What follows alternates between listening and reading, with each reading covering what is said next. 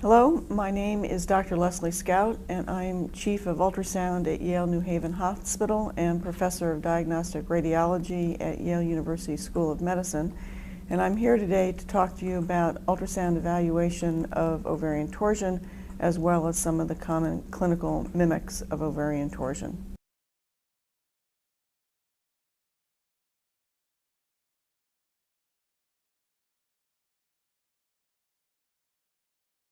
Today we are going to be talking about the sonographic evaluation of ovarian torsion.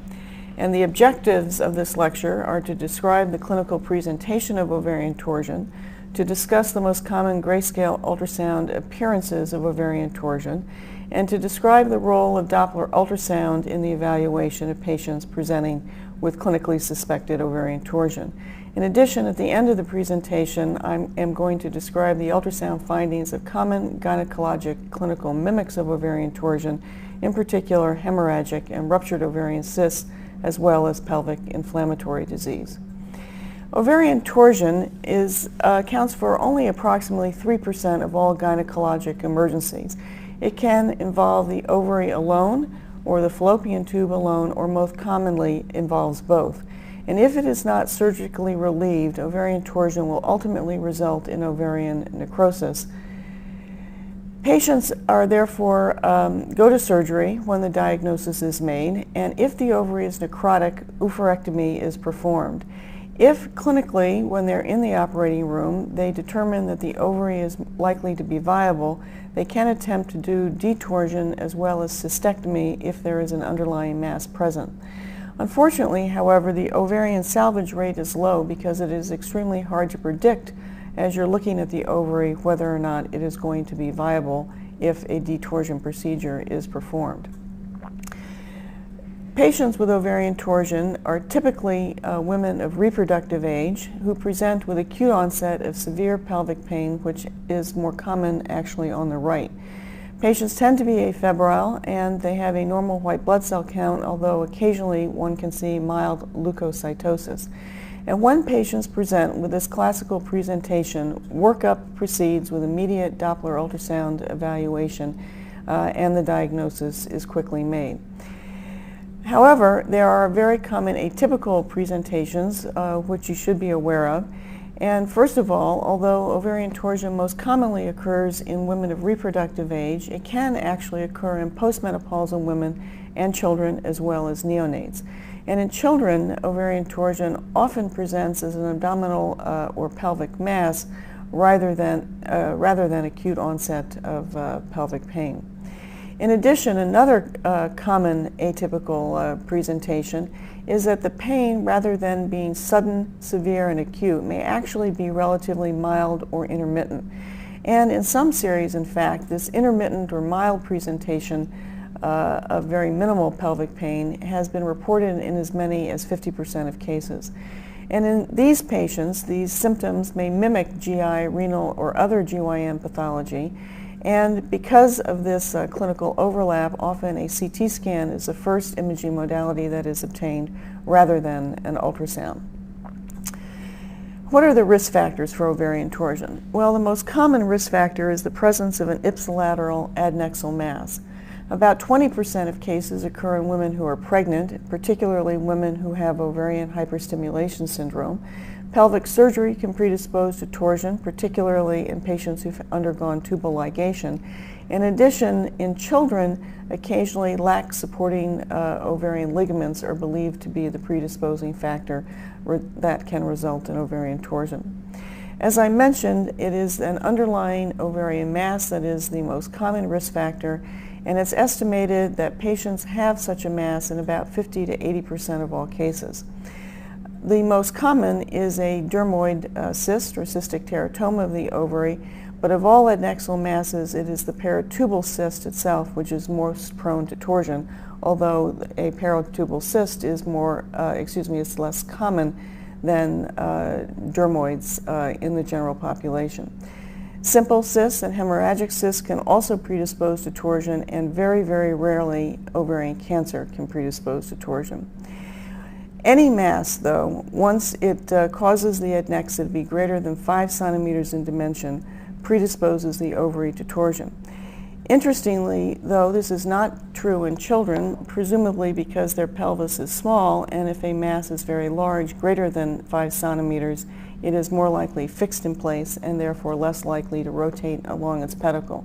And similarly, in adults, ovarian masses that are extremely large, greater than 12 or 15 centimeters in diameter, again, are less likely to torse because they are fixed within the pelvis and unable to rotate.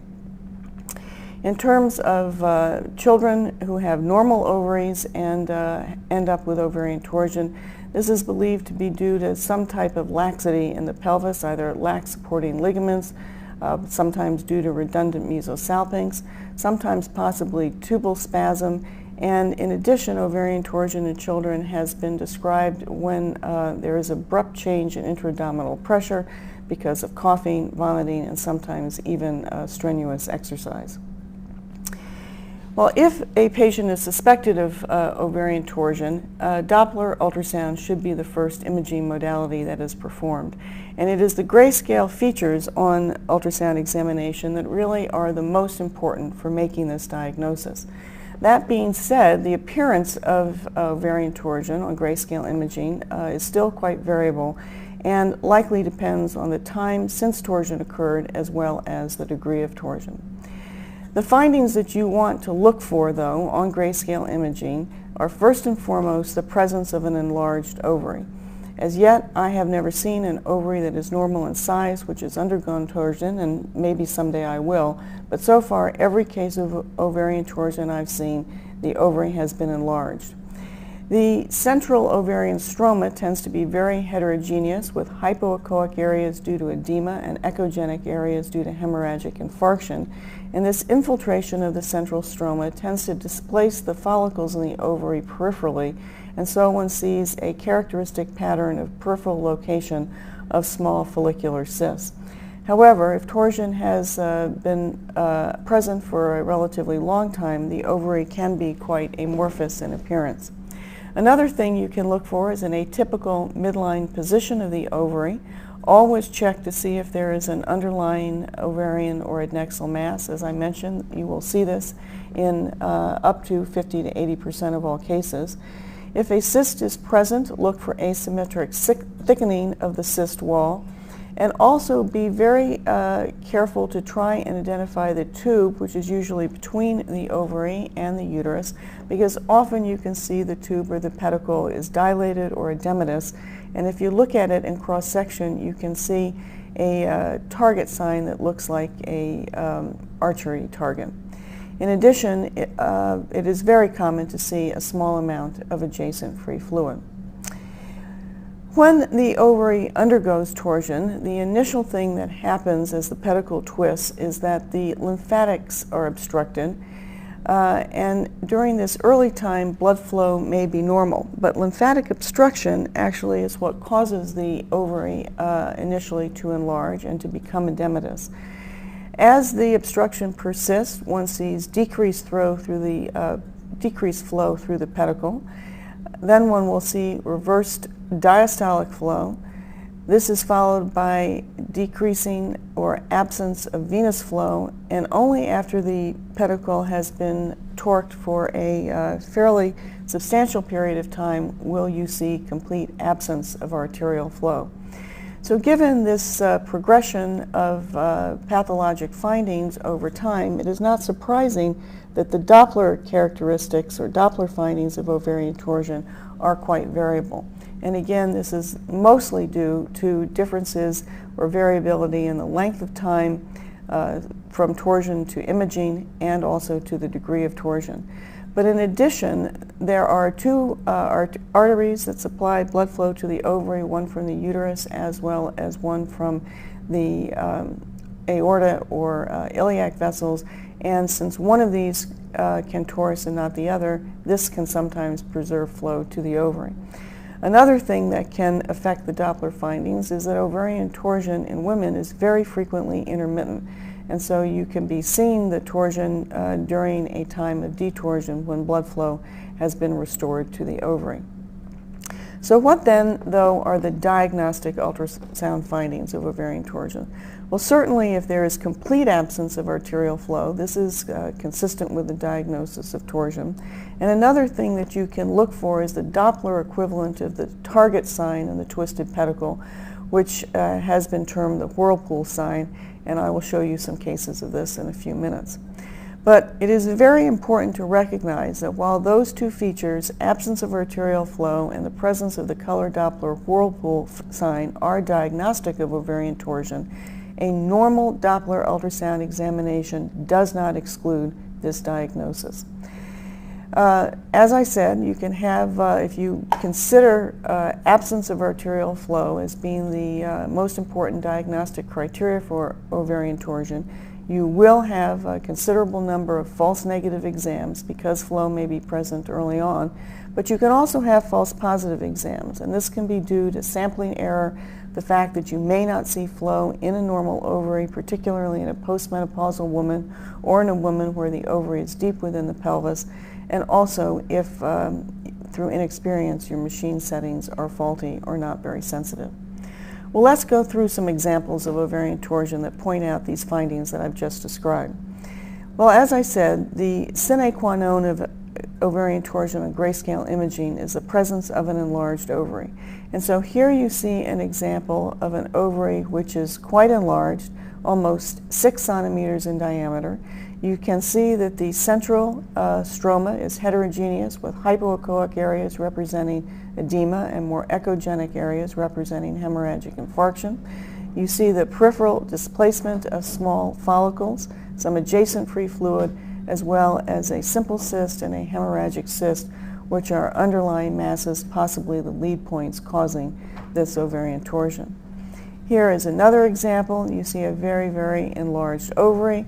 Sometimes there are very few number of peripherally displaced cysts, this very amorphous heterogeneous central stroma, and a very large simple cyst, which was the lead point for this torsion. Here is another example where you can see an abnormal position of the ovary. Notice that it is on the transabdominal image, it is midline in the pelvis, anterior to the uterus here. Note the intrauterine device, which is abnormal in location and within the cervix rather than in the fundus where it belongs. Note again the lead point, this large simple cyst with some reverberation artifact anteriorly. And when you do the endovaginal exam, you can see that the right and left ovary are adjacent to each other. You can see marked asymmetry in the size with the ovary that has undergone torsion, quite a bit larger than the normal ovary. Here again, the lead point, the central amorphous heterogeneous stroma with peripheral displacement of small follicles. And another example, again, an enlarged ovary over 6 centimeters in diameter, peripheral displacement of follicles, adjacent free fluid, and in this particular case, you can see a hemorrhagic cyst, which was the lead point for the ovarian torsion. As I said, it's really critical to try and identify the pedicle, and usually you can find the pedicle between the ovary and the uterus, and if it is torsed, it will become extremely edematous, as you can see in this case, nicely outlined by some adjacent free fluid. And if you look carefully across section, it has a bullseye or target appearance, just like an archery target, with alternating rings of decreased echogenicity and more echogenic circular structures. And this has been termed the target sign, and again, often seen between the torsed ovary and the uterus. Here is the adjacent normal ovary. Here is the very large torsed ovary and the target sign. If you see a cyst and the patient is presenting with acute pain, look at the wall of the cyst, and if you see asymmetric thickening, again, consider the diagnosis of ovarian torsion.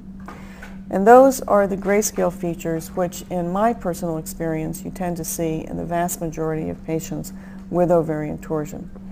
Well, how about the Doppler examination? Well, let me show you some classic examples in which Doppler is very helpful, and the sine qua non, again, is complete absence of arterial and venous flow. So here you have a classic appearance on grayscale of a torsed ovary, enlarged, peripheral displacement of follicles, adjacent free fluid, heterogeneous stroma, and with color Doppler, no evidence of blood flow. Remember that your spectral Doppler is, of course, more sensitive to blood flow than color Doppler, as is power Doppler. So use both of those modalities to look for flow. And again, they confirm that there's absolutely no evidence of flow within this ovary. And this, again, confirms the diagnosis of ovarian torsion. But I caution you, when the ovary is this classic in appearance for ovarian torsion, I don't really care what the Doppler findings show, because the Grayscale findings are enough to make the diagnosis. Here's another example, though, where the Doppler confirmed the Grayscale finding. Again, classic appearance of ovarian torsion on Grayscale, but on color and spectral Doppler, no evidence of blood flow, just a little bit of noise within the ovarian parenchyma. This is a child who presented with a palpable palpable abdominal mass. You can see the bladder here and the uterus and this extremely large mass with no evidence of blood flow on Doppler examination. And they were concerned about ovarian torsion because they figured any kind of malignancy that was this large would be likely to have flow. And so because they considered the diagnosis of torsion, they did a very interesting thing. They changed transducers and used a high-resolution linear array transducer. They understood that they would not be able to see the entire mass, but they could see to better advantage the more superficial anterior portion, and note that they can, again, with this high-resolution technique, see the peripherally displaced tiny follicles, and this helped confirm their diagnosis that this mass indeed represented ovarian torsion rather than some kind of malignancy.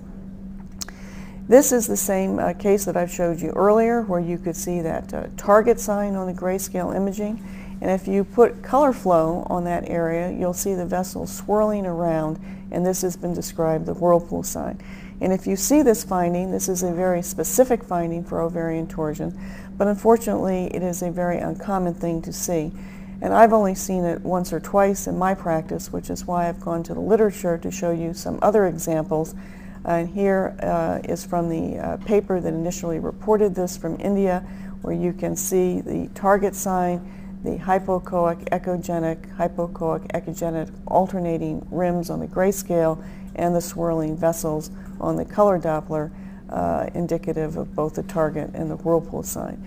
And this is a third example lent to me by a colleague from Johns Hopkins University, again on Grayscale, classic appearance of an enlarged torsed ovary, the target sign on the Grayscale, and the swirling vessels creating the whirlpool sign on the color Doppler image. But as I mentioned, the Doppler findings can be somewhat variable, again, mostly due to the fact that torsion can be intermittent and variability in the length of time and degree of torsion from onset until imaging with ultrasound. And so here's an example of a patient who's got the classic Grayscale features of ovarian torsion.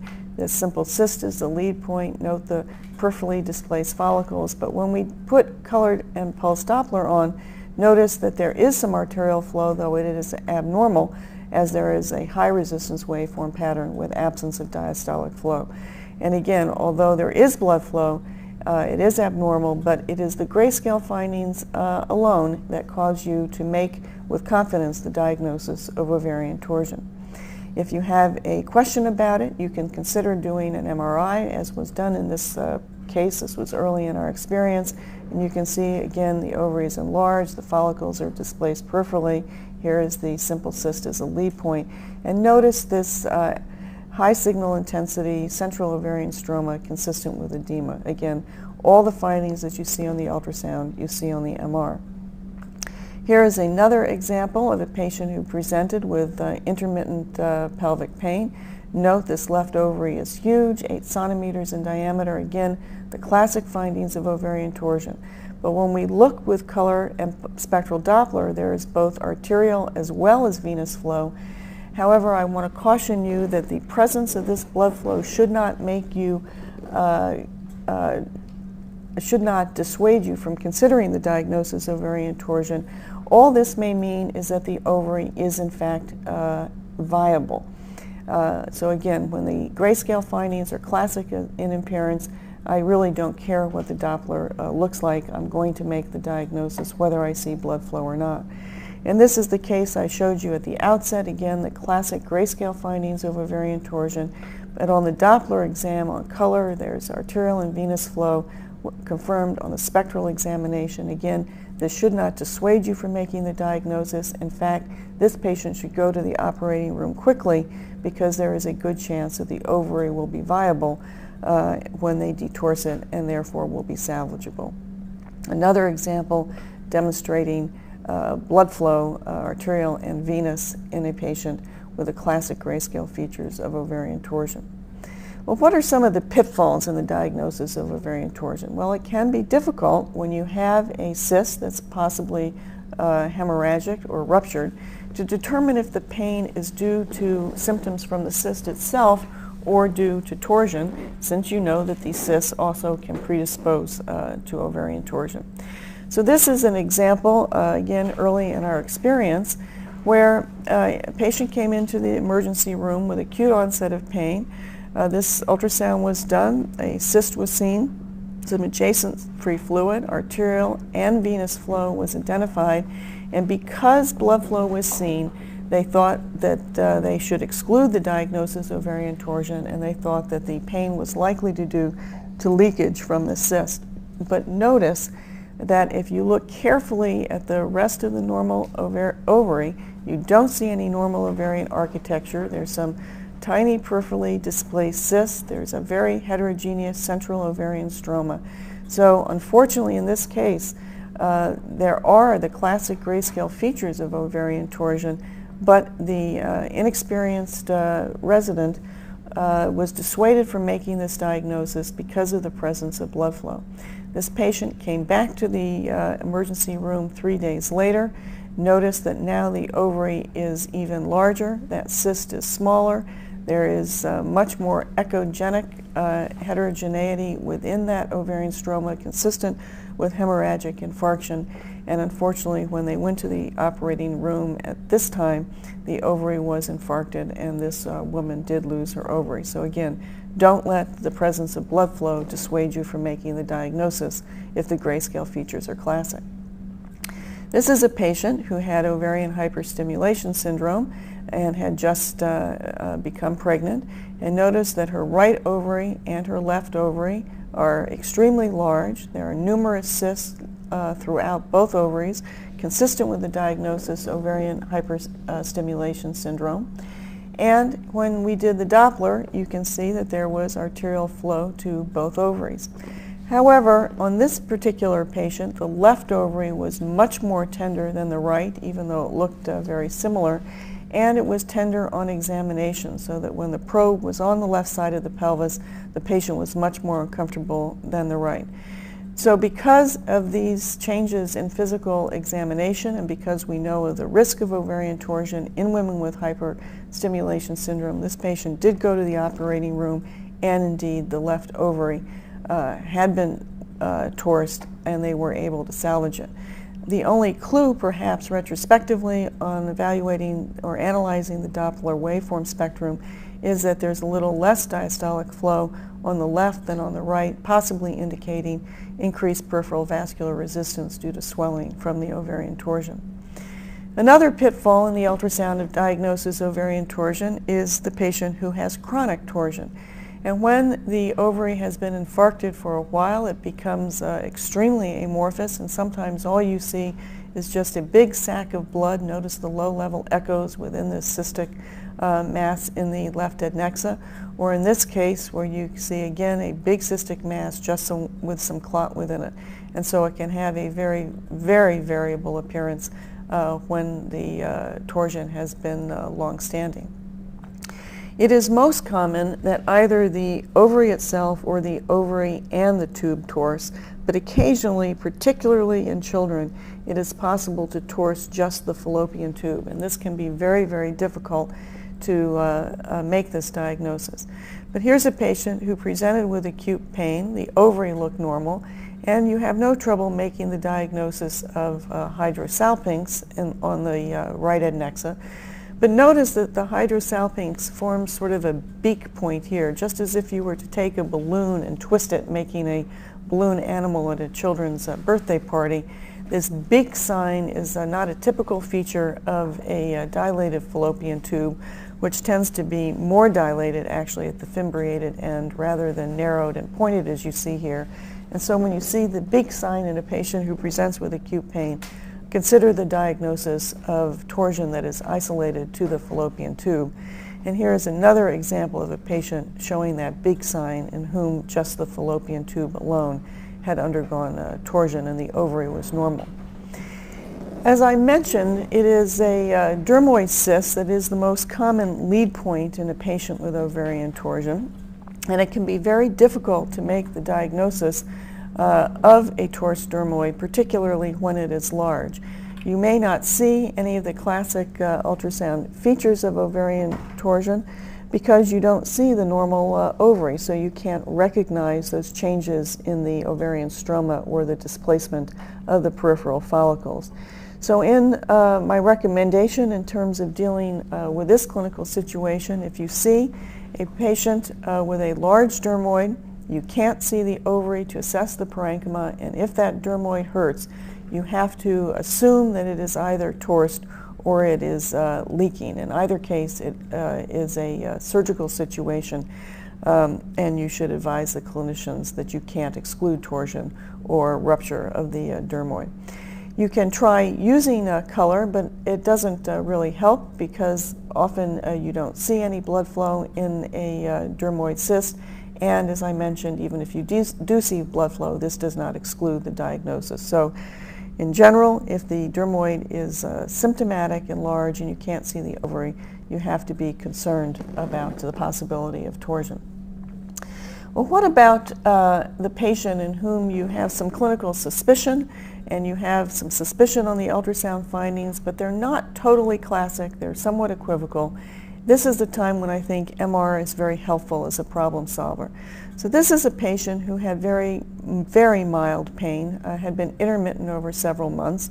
When we did the endovaginal exam, we can see that there is some asymmetry in the size of the ovaries. The right ovary was just over 5 centimeters, the left 3.5. The right ovary therefore clearly bigger. Again, some peripheral displacement of follicles, but you can see that on the normal left ovary as well, and the central stroma a little bit more prominent.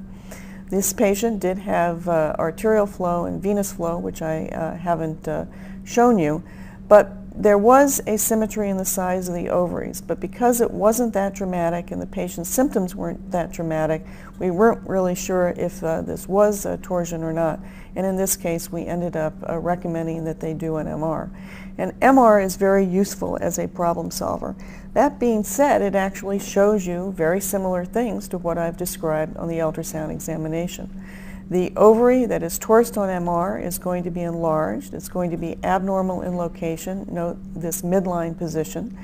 There is going to be a high signal intensity central stroma due to edema, and you will see peripheral displacement of follicles. One thing that you can do with MR that you can't do with ultrasound easily in the United States, since intravenous ultrasound contrast is not yet FDA approved, is you can give intravenous contrast, and with intravenous contrast you'll see that there is lack of contrast enhancement, and sometimes that can help you identify also the thickened fallopian tube, which in this case was a little bit hard to differentiate from the ovary until we gave the contrast. Here is another example. This is a pediatric patient in which the ultrasound wasn't diagnostic and they didn't have a good explanation for the patient's pain. And on the MR, you can see the findings of ovarian torsion. Here is the hemorrhagic cyst and a serous cyst, either one of which could have been the lead point. You can see increased signal consistent with edema in the residual ovarian parenchyma, peripheral displacement of little follicles, and you see this round swirling mass between the ovary and the uterus representing the twisted, thickened pedicle. And following contrast enhancement, no enhancement in the ovary and just a little bit of enhancement in that pedicle in this patient with ovarian torsion. I want to spend just a few minutes talking about the appearance of ovarian torsion on CT scan, even though this is an ultrasound lecture. And the reason for that is that in these patients with atypical presentation who present with mild or intermittent symptoms that mimic GI or renal or even other gynecologic pathology, sometimes a CT scan may be the first imaging test that's obtained, and so it's important that one be able to recognize the appearance of ovarian torsion on CT. And just like on MR, the appearances of ovarian torsion on CT mimic exactly what I've described on ultrasound. So you see an enlarged midline ovary, peripheral cysts, and a thickened adjacent pedicle, as well as a heterogeneous central ovarian stroma, sometimes increased in attenuation due to hematoma, areas of decreased attenuation due to edema. Another example lent to me by Dr. Lefthoff, now at the University of Pennsylvania, where you can see again these peripheral follicles, this thickened adjacent fallopian tube, and stranding in the pelvic fat, which is a nonspecific finding on CT of inflammation or infection. Another example from Dr. Lefthoff showing the lead point, this simple cyst here with a star, the underlying mass, as well as this thickened fallopian tube between the ovary and the uterine cornua. And on CT, just like with MR, you can give intravenous contrast. Notice there is no enhancement of this torsed and infarcted ovary. Notice, just like on ultrasound, you can see some adjacent free fluid, sometimes of high attenuation, indicating pelvic hematoma. Well, those are is a brief summary of the ultrasound, CT, and MR appearances of ovarian torsion. But as you evaluate these symptomatic patients, it's also important to differentiate ovarian torsion from other common causes of acute pelvic pain in the woman of reproductive age. And the three things that I want to talk about at the end of this lecture are hemorrhagic cysts, ruptured ovarian cysts, as well as pelvic inflammatory disease. And if you take women of reproductive age, all women who come to the emergency room or who present with acute pelvic pain, actually hemorrhagic cysts are the most common cause of acute pelvic pain in these women. And so it's very important to recognize the ultrasound findings to make this diagnosis with confidence. Patients with hemorrhagic cysts, these hemorrhagic cysts may have a variable pattern of internal echogenicity, but one of the key features is this pattern will change and evolve over time. These are cysts, so the wall should be thin and regular, although it may be vascular. Because they are cysts, they will demonstrate increased through transmission, and no matter what the pattern of internal echogenicity, there should be no evidence of internal vascularity. When a patient presents to the emergency room acutely within the first several hours of hemorrhage into an ovarian cyst, the typical pattern that you see is, as I've presented here, one of diffuse, homogeneous, low-level echoes. So here is a cyst, thin wall, some increased through transmission, and diffuse low-level echoes in a homogeneous pattern throughout the hemorrhagic cyst. As time moves on, what happens is that the red blood cells lyse and they release their contents into the cystic fluid, and fibrin strands form. And these can form a lace-like or spider web, sometimes people call it as a fishnet pattern of internal echoes and septations. And they can be sort of minimal, as you see on the example on your left, or they can be more echogenic and more confluent, as on the example on your right. And over time, they tend to coalesce to form the clot, so they tend to point towards a particular focus, often associated with the wall, because the clot is often adherent to the wall. And the next thing that happens is that these septations, as I said, evolve into acute clot, and this clot acutely tends to be echogenic. Most often it's adherent to the wall. It can be kind of polypoid in configuration, as you see here, but sometimes that echogenic clot can actually be suspended within the cyst, and this really does look like a spider web with maybe some kind of a fly or bug caught in the fibrin strands within this hemorrhagic cyst. Over time, that clot is going to change, and the fluid within it is going to be absorbed, and it's going to become retractile. And this can be diagnosed on ultrasound by the identification of the sharp or concave margins, and this is very typical for retractile clot and is very uncommon to see with any kind of soft tissue mass. Here are two other examples showing these concaved scalloped margins, very straight margins. This would be very atypical for any kind of soft tissue component or neoplasm, and here again a very, very straight margin. Very unlikely that any neoplasm would have that kind of a configuration. Well, what do you do, though, if you see a patient who's got a little echogenic focus within a cyst in the ovary, and you have to differentiate between clot and a mural nodule? Because if you see a mural nodule or a soft tissue component, you, of course, are going to be concerned that there's an underlying cystic epithelial neoplasm. Well, one of the first things you can do, actually, is to roll the patient, and if that clot moves or layers, just like sludge within the gallbladder, and here you can see a very flat interface between that hemorrhage and the rest of the fluid within the cyst, you know this is not going to be a mural nodule, and this is just going to be hemorrhage. And the other thing, of course, that you're going to do is to check your vascularity with your color, power, as well as spectral Doppler. And if you see any blood flow, you have an answer. You know this has to be a neoplasm or some sort of a tumor nodule. If you don't see blood flow, it's most likely to be clot, but you need to remember that sometimes when mural nodules from tumors are small, they may have so little blood flow that it's below the resolution of your ultrasound machine. And so for that reason, we tend to get follow-up, because again, clot or internal echoes, no matter the appearance, should have no evidence of vascularity. But because you can't necessarily differentiate a small tumor nodule from clot if you don't see blood flow, we do recommend getting follow-up. And the typical time frame that we get this follow-up is within about 6 weeks. And again, this is very important, particularly if the clinical presentation is somewhat atypical. In other words, the patient didn't have pain and you see a hemorrhagic cyst, but there are no symptoms. Or if it doesn't really look typical for the clot that I've shown you, you don't see those straight concave margins. In 6 weeks, clot should change in appearance. And if the echogenic focus does not change in 6 weeks or doesn't resolve, or if you see blood flow, in either case you have to consider that there is a tumor nodule there, and it then becomes a surgical lesion. Well, what about rupture of a cyst? This again is a very common cause of pain, and often the pain is not only acute but extremely severe. These patients may have rebound tenderness. If they lose a lot of blood, they may even be hypotensive. Typically, they have a normal white blood cell count and they are afebrile. Well, how do you make the diagnosis of ovarian cyst rupture in ultrasound examination? Well, first of all, it sometimes is a diagnosis of exclusion. In other words, the ultrasound examination is completely normal. Why is that? Well, the cyst rupture, the fluid dissipates within the pelvis and is absorbed, so with the cyst being ruptured, you don't see it anymore, and you don't even see the adjacent fluid.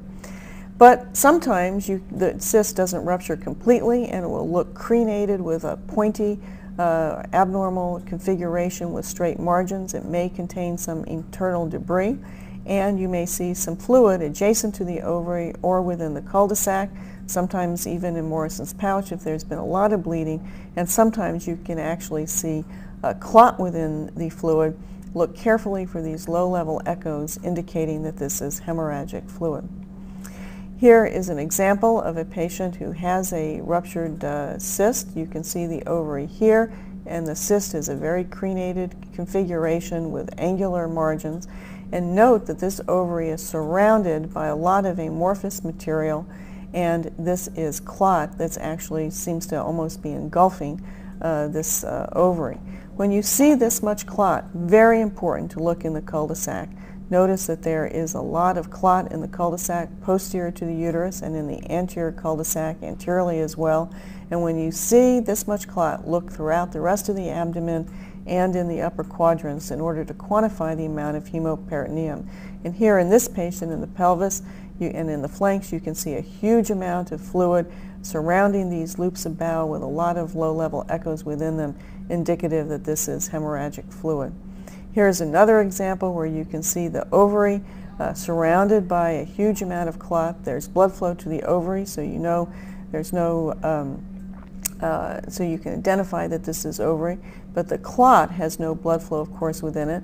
And in this particular case, you can't see the cyst anymore because it's ruptured. All you see is the hemoperitoneum around it. But again, always look elsewhere in the pelvis. And this patient had a huge clot in the cul-de-sac behind the uterus. Here you can see it on sagittal. A lot of free fluid in the anterior cul-de-sac, and note that there's even fluid in the upper quadrants here surrounding the spleen. And this patient was very unstable and actually ended up getting a CT scan. I'm actually not sure why they didn't just go to the operating room, but the CT scan shows just what we saw in the ultrasound. So fluid around the liver and around the spleen, and a huge amount of fluid within the pelvis, some of it showing high attenuation consistent with active bleeding. And this patient had to go to the operating room because she was unstable just from bleeding from her hemorrhagic cyst. And the last thing I want to mention as a relatively common cause of acute pelvic pain in women of reproductive age is pelvic inflammatory disease. This is an ascending infection. It begins at the cervix, and these bacteria move up through the endometrial cavity, out through the fallopian tube, and into the pelvis to surround the ovaries. And currently in the United States, chlamydia is the most common cause of pelvic inflammatory disease. In past years, gonorrhea, of course, was the most typical cause of PID in women in the United States, but this has been supplanted now by chlamydia infection. The clinical presentation of patients with PID can be quite variable, and the symptoms can be very minor or vague, and then can be as extreme as an acute onset of severe pain. Unlike the patients with ovarian torsion or hemorrhagic cysts, these patients tend to be febrile. They have an elevated white blood cell count. They may have a purulent vaginal discharge and will have cervical motion tenderness on exam. Well, in ultrasound, you don't ever see the cervicitis, so this is not a diagnosis you can make with ultrasound, but you can start to see findings once those bacteria extend into the endometrial cavity. And the first thing that you might see is endometritis. So what are the findings of endometritis on ultrasound? Well, the first thing is that the endometrial stripe becomes indistinct and sometimes thickened. So here's a sagittal view of the uterus of a woman with pelvic inflammatory disease. I can see a little bit of fluid within the endometrial canal, but I cannot see the endometrial stripe. I would have no idea how to measure it. And so for me, this is a very, very indistinct endometrial stripe. Now, depending upon the organism that has caused the infection, if it's a gas-forming organism, you can actually see echogenic foci within the distended endometrial cavity with shadowing because of the gas. And sometimes you can see fluid and a lot of debris distending the endometrial canal. Endometritis is often associated with marked increase in vascularity, and this will have an abnormal arterial waveform pattern characterized by a lot of diastolic flow, different from the normal high resistance waveform pattern in the normal uterine artery. Now, those bugs continue on their path up through the endometrial canal and out into the fallopian tubes, and so the next thing that develops is salpingitis, or inflammation of the fallopian tubes. And what you see on ultrasound is a very thick, inflamed fallopian tube. It's not normal on most patients to actually even be able to identify the fallopian tube unless there's ascites in the pelvis. So when you see the fallopian tube and it looks thick like this, you have to be concerned about inflammation, and often it will be very vascular if the infection is acute. The fallopian tube will become obstructed, and then it becomes filled with pus and debris, so you can see a lot of fluid in this markedly distended tubular serpiginous fallopian tube. Again, the debris, the low-level echoes representing pus, and also the wall, again, often very vascular if this is acute. Sometimes that pus and debris will layer, as you see in this very distended serpiginous fallopian tube. And it's in patients with chronic PID, sometimes you don't see as much pus in the tube, and so it's important that you know how to identify a fallopian tube and differentiate that from other cystic structures in the adnexa. And three things to think about. One is the waist sign, and this is a little pinching off, if you will, indentation of part of that tube, and that occurs because that fimbriated end is typically more dilated than the rest of the fallopian tube. Another thing that you can look for is the Cogwheel sign, and this is the presence of these little nodules, seen often best in cross-section. These are just the thickened mucosal ridges or striations, which are commonly seen in the fallopian tube. But I should caution you that you can see mural nodules like this with malignancy, so this shouldn't be the only sign that you use to make the diagnosis of a hydro or a pyosalpinx. And the last thing that you should look for, which is considered really the most specific thing, again, if you go back to that analogy that I mentioned earlier of the balloon animal, if you think of the fallopian tube as a big long balloon and you fold it on itself, you see these incomplete septation sign, which is just the two walls of part of the tube as it folds on itself. So anytime you see a septation that doesn't extend from one side of a cystic area to the other, think of a fallopian tube that is just folded upon itself. As the pus exits from the fimbriated end of the fallopian tube, it spills into the peritoneal cavity, and it may coat the surface of the uterus, causing this hypoechoic rim around the uterus, and this is what you see in patients who have uterine serositis.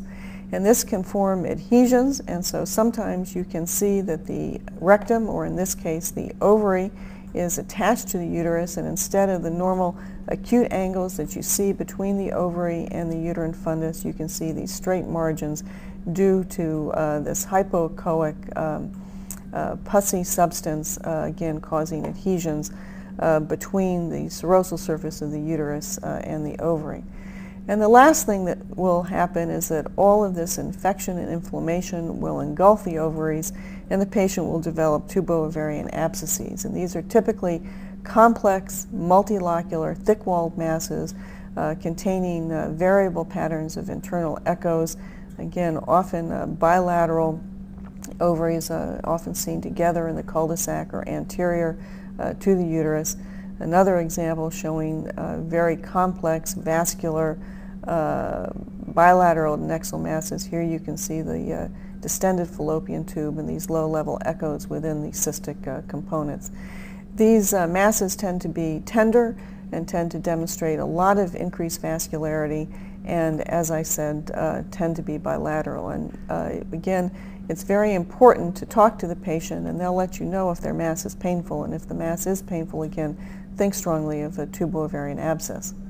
Now, when you see a complex mass in the pelvis, and it is tender, but you can actually see the ovary separately surrounded by inflammation, this is best termed not a tubo-ovarian abscess, but as best described as a tubo-ovarian complex. And it's important to recognize this, because if the ovary is preserved, and it often is preserved a while from involvement of infection by the ovarian capsule, which is a barrier to the spread of infection, this will respond better to antibiotics, and so often these patients deserve a trial of antibiotics before they have any kind of a drainage procedure or surgery. And another thing that has been described recently is that the pelvic fat in patients who have inflammation or infection tends to become echogenic. This is not a specific finding for pelvic inflammatory disease and can be seen in patients with diverticulitis or inflammatory bowel disease. But in patients with PID, you'll see this increased echogenicity of the pelvic fat around the adnexa and around the uterus, as you see here. And if you see this, this increases your sensitivity for making this diagnosis. So in conclusion, in a patient with ovarian torsion, or with clinical suspicion, I should say, of ovarian torsion, don't be dissuaded by the history. Not all patients with ovarian torsion present with acute severe pain. In many patients, the pain is relatively mild or intermittent. Focus on the Grayscale imaging features to make this diagnosis. Look for an enlarged ovary with a heterogeneous central stroma with areas of increased and decreased echogenicity. peripheral displacement of small follicular cysts, an abnormal midline location, and look between the enlarged ovary and the uterus to find that thickened adjacent pedicle, which on cross-section might show that target sign. When you do the Doppler examination, and we do this in all patients, do look for absence of flow, abnormal flow, and the whirlpool sign, because the absence of flow and that whirlpool sign are diagnostic findings for ovarian torsion. But don't be dissuaded by the presence of blood flow. Don't let this keep you from making the diagnosis of ovarian torsion if the Grayscale features are classic. In fact, the presence of blood flow in a patient with ovarian torsion may be a good thing and may indicate that the ovary is salvageable. Look for similar findings on CT and use MRI as a problem solver. So again, on CT, you'll see an enlarged midline, non-enhancing ovary with a thickened adjacent tube. And again, MR, you'll see the same thing, though often it's a little bit easier to see the pedicle and the increased signal intensity of that central ovarian stroma. In terms of hemorrhagic cysts, remember the key feature here is that there will be no Doppler flow except in the cyst wall, no matter what the pattern of internal echogenicity. Remember to get follow-up because clot will resolve or get smaller after 6 weeks. And remember that in patients who've ruptured or hemorrhaged, occasionally they can develop massive hemoperitoneum that requires surgery in order to stabilize them. In terms of patients with pelvic inflammatory disease, the most common finding, of course, is the presence of a complex, tender, vascular, and bilateral adnexal masses. But look carefully for some of these more subtle findings that I've described of PID, such as uterine serositis, echogenic pelvic fat, and that dilated adjacent tube, because this will increase your sensitivity for making this diagnosis. Thank you for your attention.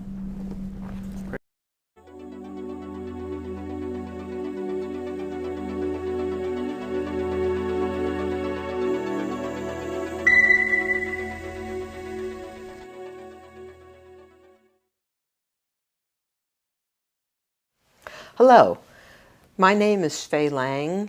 I'm a radiologist who has practiced for many, many years, and for the past 3 years I've been enjoying my life in Washington, D.C., where I work at the Georgetown University Hospital. Today I'm going to be discussing the use of ultrasound in the diagnosis of ectopic pregnancy.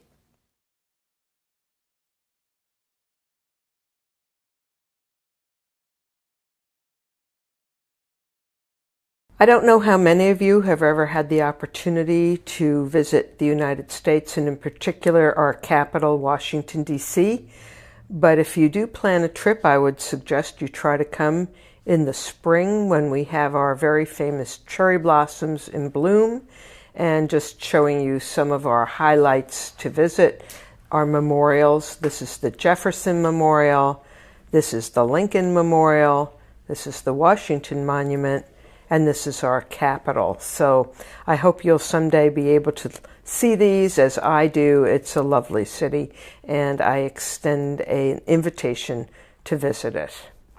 Today we're going to talk about the use of ultrasound in the evaluation of patients suspected of having ectopic pregnancy. The primary role remains to make the diagnosis, but other roles are expanding, and these include to screen women who are at risk, to be involved with therapies, to determine appropriate therapy, to guide therapy, whether it is with methotrexate or potassium chloride, to monitor women who have received therapy, and then to evaluate a group of women who are clinically stable and who perhaps will handle their ectopic on their own. If it no longer is alive, it may be resorbed, and we can monitor those women as well. So there are many things to consider. So when we think about the possibility of an ectopic pregnancy, I think there is sort of a three-pronged approach. One, it would be nice to know what is the pregnancy test level, the HCG level, and then how to look, where to look, and how to look for an ectopic pregnancy. So beginning with the idea of knowing a pregnancy test, what is its level, the reason we do that is if the test is negative, for the purposes of our discussion here, the patient is not pregnant. If the test is positive, then we have to consider three possibilities. She could have an early intrauterine pregnancy, normal or abnormal, and the other possibility is an ectopic pregnancy. So when we look at what is the pregnancy test level, we might think of it in terms of a discriminatory number. Some people think of it in terms of a threshold number. Now, until recently, the discriminatory number that was touted as important is 2,000 milli-international units per ml. As I'll discuss in a minute, we don't believe that this number is an effective one to use anymore, but just to mention what the difference is between discriminatory versus threshold. Threshold number is the lowest number at which a certain finding may be present, in this case, a gestational sac. A discriminatory number, as the word suggests, discriminates. In other words, until recently we would say that if your HCG was 2,000 or above, you would expect to see a sac in the uterus if you were pregnant, and failing to see that would put you at risk for an ectopic pregnancy. Saying that a different way, if the pregnancy test is above a certain number, and there I was showing you 2,000, you lack an intrauterine sac, you would have to think very strongly of it for an ectopic pregnancy. We can see big, bold, capital letters in yellow, but there is that little asterisk there. And that asterisk reminds me to have you think about, is the patient bleeding? Many of these women who come in at risk for an ectopic pregnancy present with a clinical constellation of threatened abortion. That's pain and typically some bleeding and often a closed cervix. That's part of the constellation of a threatened abortion. So if they are bleeding, the patient may have miscarried. And so when you talk about bleeding, you want to know, did she pass a large amount of clot? And if she did, you might think that the HCG is positive above a certain number, and she's miscarried, but the HCG is still relatively high. Another thing to consider is to know that it was technically a good exam. If the uterus is retroverted, if she's got fibroids, if she's a heavy woman, all of these things limit the ability to have a perfectly ideal exam. And so you might have a relatively high HCG and still not see a sac. So what I'm trying to say is we have to be wary. And from the Brigham and Women's Hospital, where I used to work until just a few years ago, Peter Duboulay put together and reported a retrospective study over an 11-year period where 4.5% of women had their pregnancy test level above that supposed magic number of 2,000, no intrauterine fluid, and yet 6 of 9 of those women, 9 of 202 or 4.5%, delivered a term baby. Well, that's pretty scary. So the take-home message there was not to act in haste and get a follow-up ultrasound or serial HCG levels unless clinically contraindicated. So that number of 2,000 is going by the wayside. As a matter of fact, just about a year ago, the Society of Radiologists in Ultrasound had a consensus meeting to look at this, amongst other things, when we were looking at first trimester issues. And the conclusion based on that consensus discussion, which was, by the way, just published in the New England Journal of Medicine. This is actually in October 2013, stating that a single HCG determination should not be used as a criteria if the location of the pregnancy is unknown. So a PUL is a pregnancy of unknown location. And that if you have an HCG above that 2,000 level, let's say between 2,000 and 3,000, although a normal intrauterine pregnancy is unlikely, perhaps 2%, most likely those people will have an ectopic versus an abnormal IUP. But we have not completely excluded an intrauterine pregnancy. If the HCG is greater than 3,000, it's even less likely to have a normal intrauterine pregnancy. Perhaps it approaches about 0.5%, but that's still not zero. So a single HCG is not effective any longer to use to determine could a patient have an ectopic pregnancy. In other words, if you're above that level, you should not conclude definitively that it cannot be a normal early IUP. So we would recommend you follow the HCG, providing the woman is clinically stable, and of course you've looked in the adnexy and you do not see an ectopic pregnancy. If the HCG is followed, you should do it every 2 days and to see if it doubles. Let's say if it was fairly low, you might wait until it gets to be about 2,000 to 3,000 to see if you could determine there was an intrauterine pregnancy. If it is rising, plateauing, or decreasing, that is not consistent with the normal HCG increase. Again, that should be every 2 days, it should double. And you would have to think of the possibility of an abnormal intrauterine pregnancy or an ectopic pregnancy in any of these 3 situations.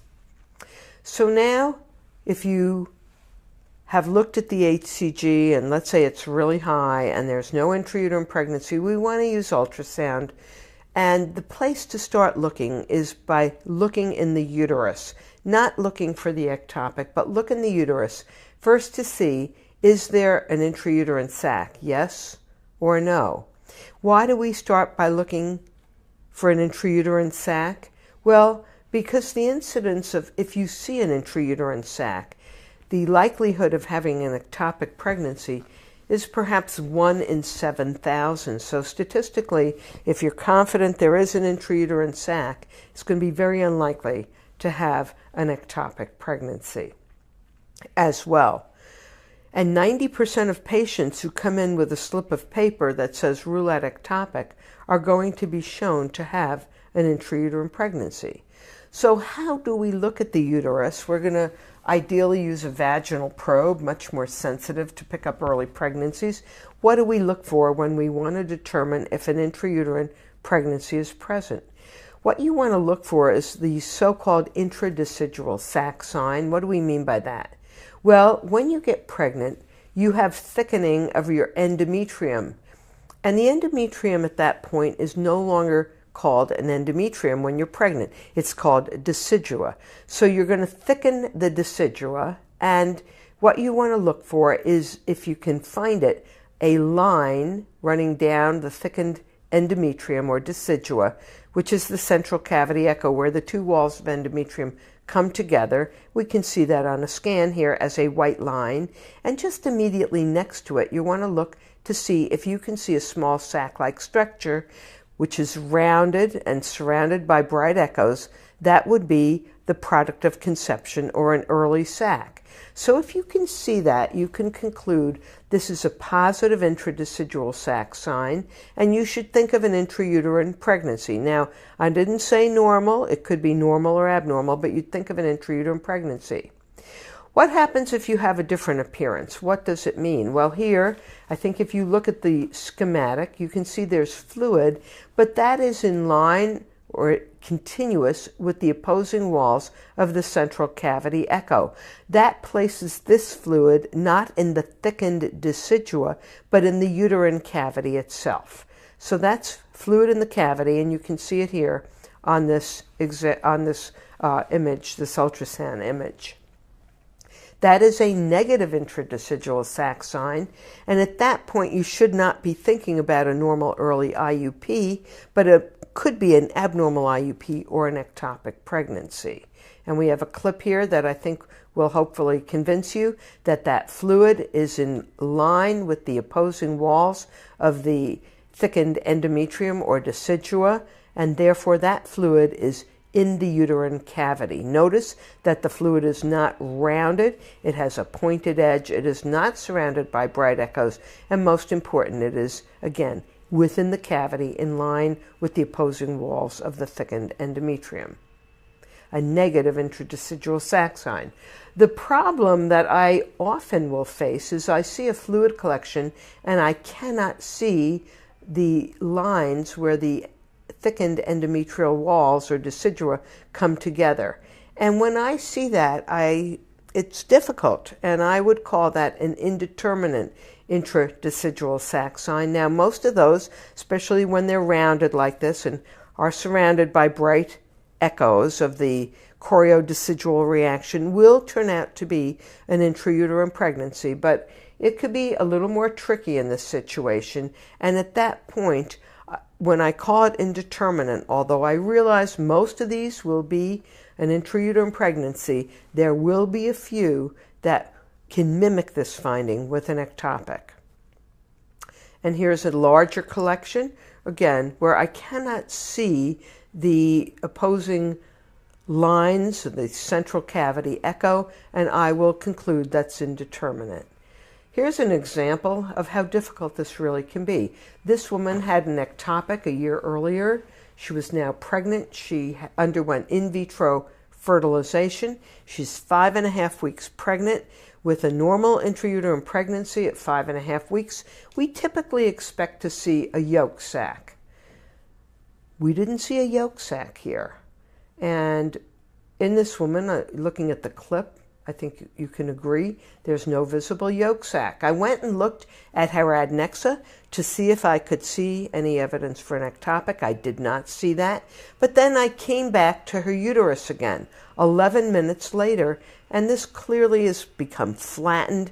This doesn't look like a normal early IUP. So what am I supposed to conclude here? This is really a pregnancy of unknown location because I do not definitely see that yolk sac. The shape of the sac is very suspicious for being abnormal. What do you do in a situation like this? I did not see an ectopic, but this lady is clinically stable. She desperately wants to be pregnant.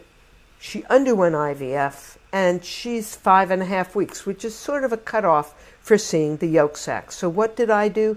I actually brought this lady back. I wasn't willing to call this a definitively abnormal situation, and I brought her back. Since I was on call, this is a Friday afternoon, I brought her back on Saturday because I knew I'd be in the hospital. Normally I would wait a couple of days, but under these circumstances, knowing I would be in the hospital anyway, I brought her back 24 hours later, and sure enough, now there is a yolk sac seen, clearly an intrauterine pregnancy.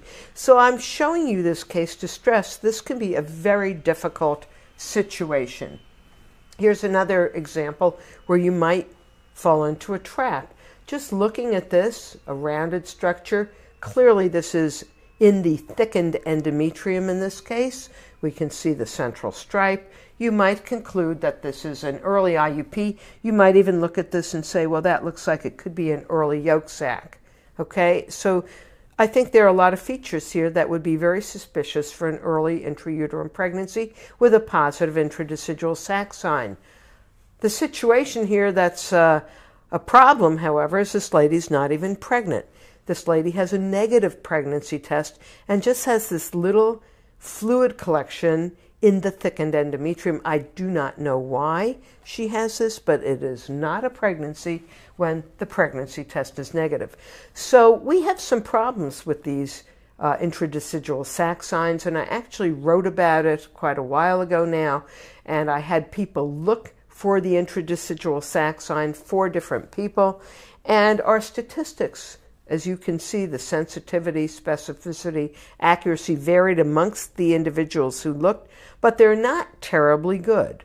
And this led me to conclude that this finding is not particularly sensitive or specific to diagnose an early intrauterine pregnancy.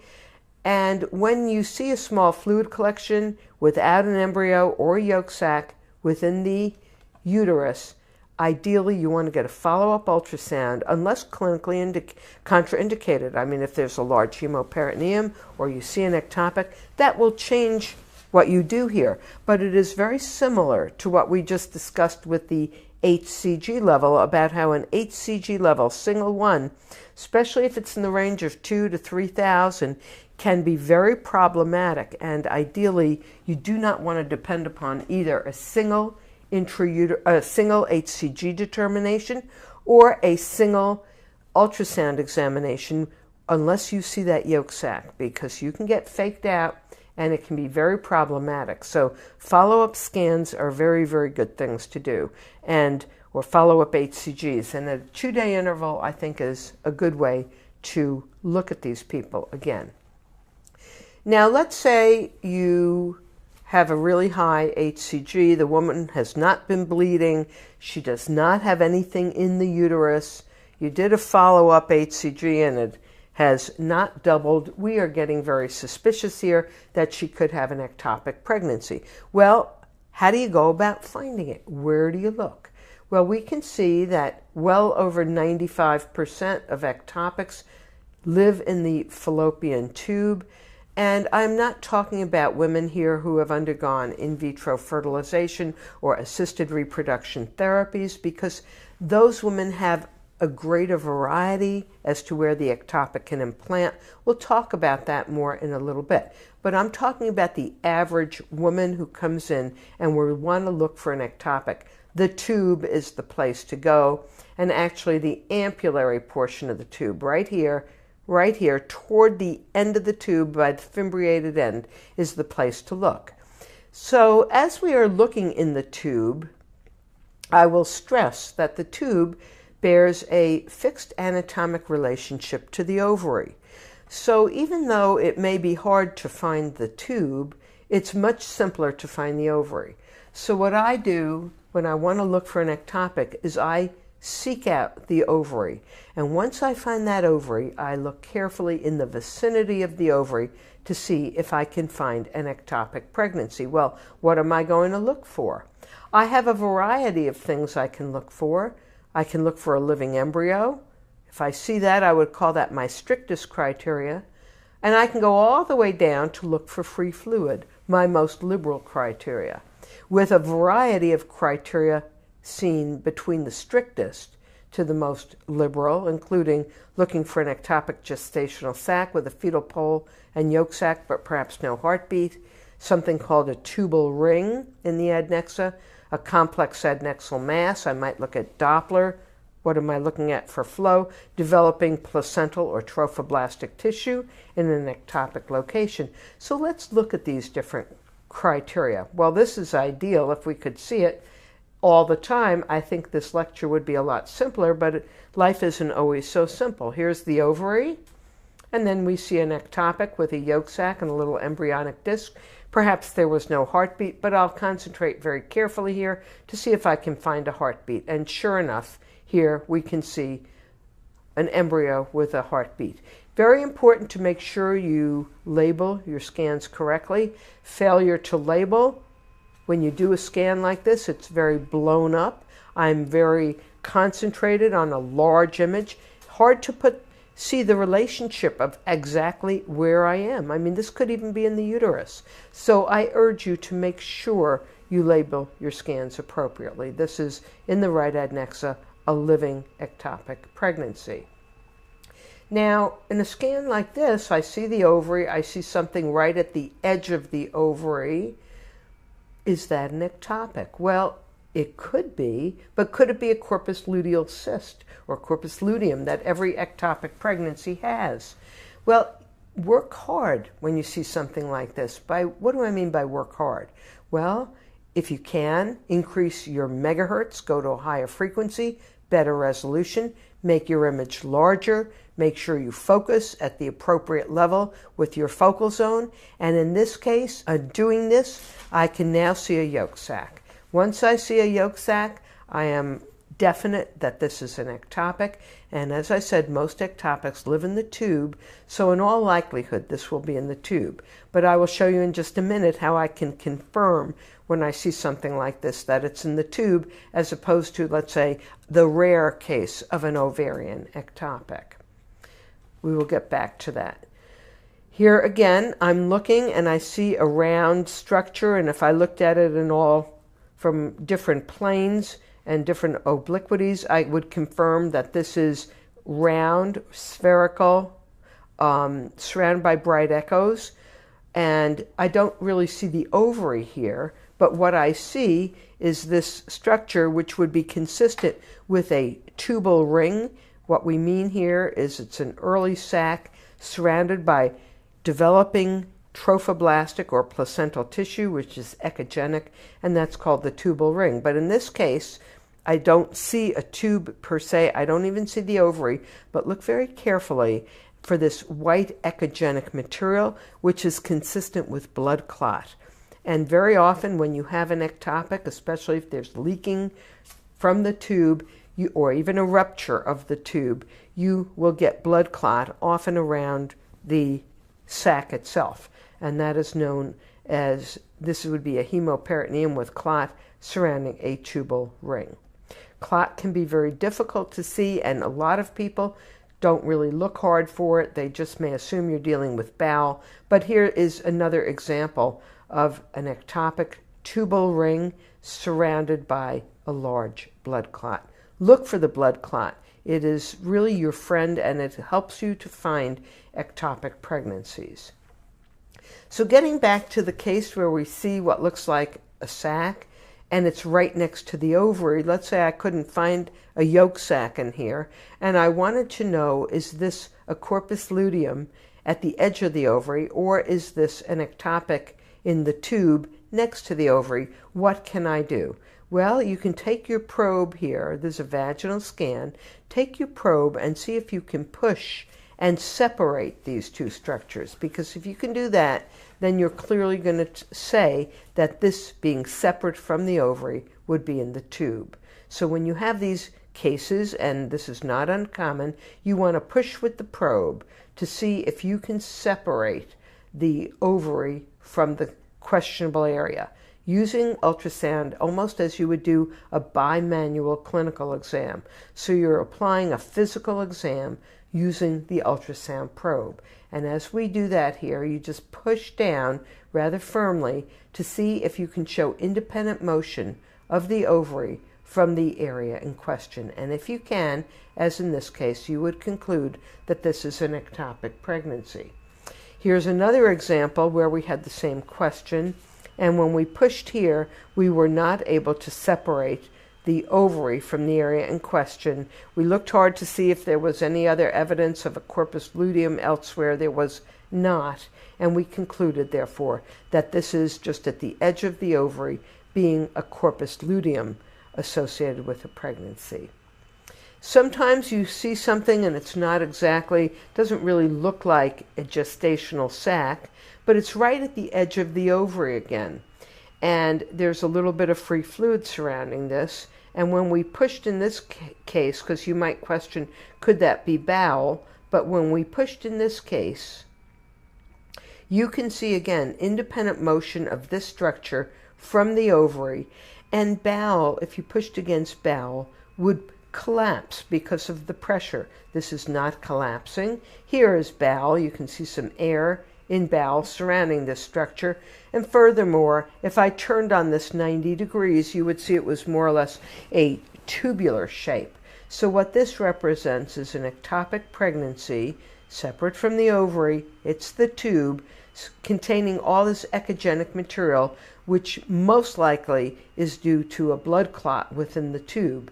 If you put color on here and you see that some of the area has flow in it, that could be developing tissue or trophoblastic material within the tube. But this maneuver is a very, very effective one to help you decide if you're dealing with an ectopic pregnancy, as we were able to conclude in this case. Now here again, looking around carefully, we see some free fluid, but look very carefully to see if you have heterogeneous or homogeneous echogenic material that doesn't look like bowel. Because again, in this case, this is a large blood clot. It's very easy to miss and overlook, but if you see a large amount of blood, always look carefully to see if you can suggest this is clot. And also always look above the uterus and even up into the flanks. I have a rule in our lab that whenever the question is to rule out an ectopic and I don't see an intrauterine pregnancy, make sure you look by the kidneys, in the flanks. You can end up with a large hemoperitoneum, and if you don't look up high, you may miss the fact that the whole abdomen is filled with a large amount of blood. Every time there is a blood clot, you are going to see free fluid above the blood clot, and a clue that you're dealing with blood, of course, is to see if the fluid is echogenic. Now, if I turn my settings up on my machine, I can put echoes artifactually into any fluid collection. And you might think if you are dealing with echogenic fluid that you're dealing with blood, but it may be artifactual. So what do you do to prove if this is really echogenic fluid as opposed to artifact? You can take the probe and push against it. And when you do, as in this case, I hope you can appreciate these echoes are spinning.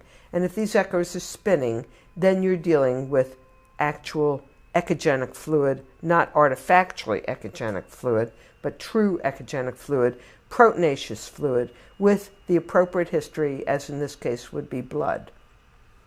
So with respect to fluid and blood in people query ectopics, most women who have an ectopic will have some blood in their pelvis.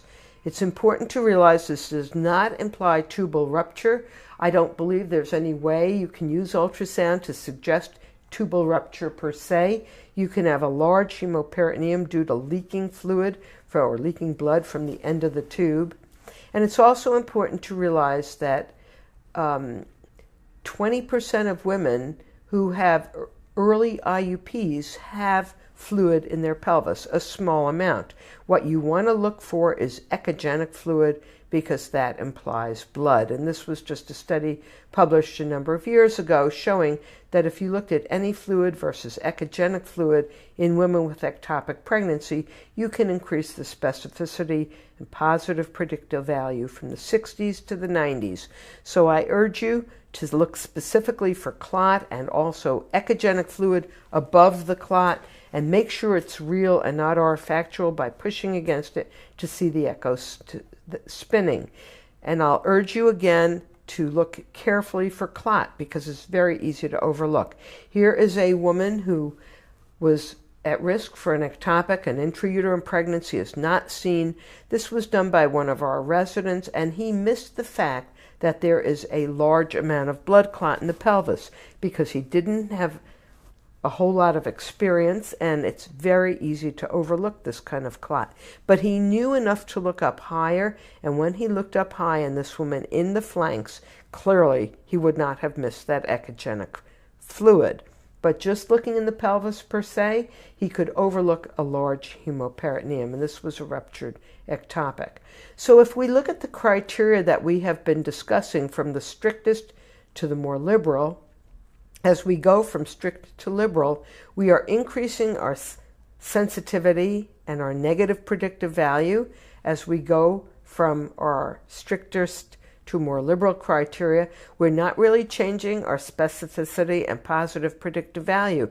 And this is all very good, because what this tells me is that I can use all the criteria, starting with the strictest, going down to the more liberal criteria, and still be able to make the diagnosis of ectopic pregnancy with assuredness, even though I don't always see an ectopic sac, I don't always see a heartbeat, and so forth. Just seeing an extra-ovarian mass that's not a para-ovarian cyst or a paratubal cyst in the appropriate patient allows me to make the diagnosis. Now, what about using Doppler flow?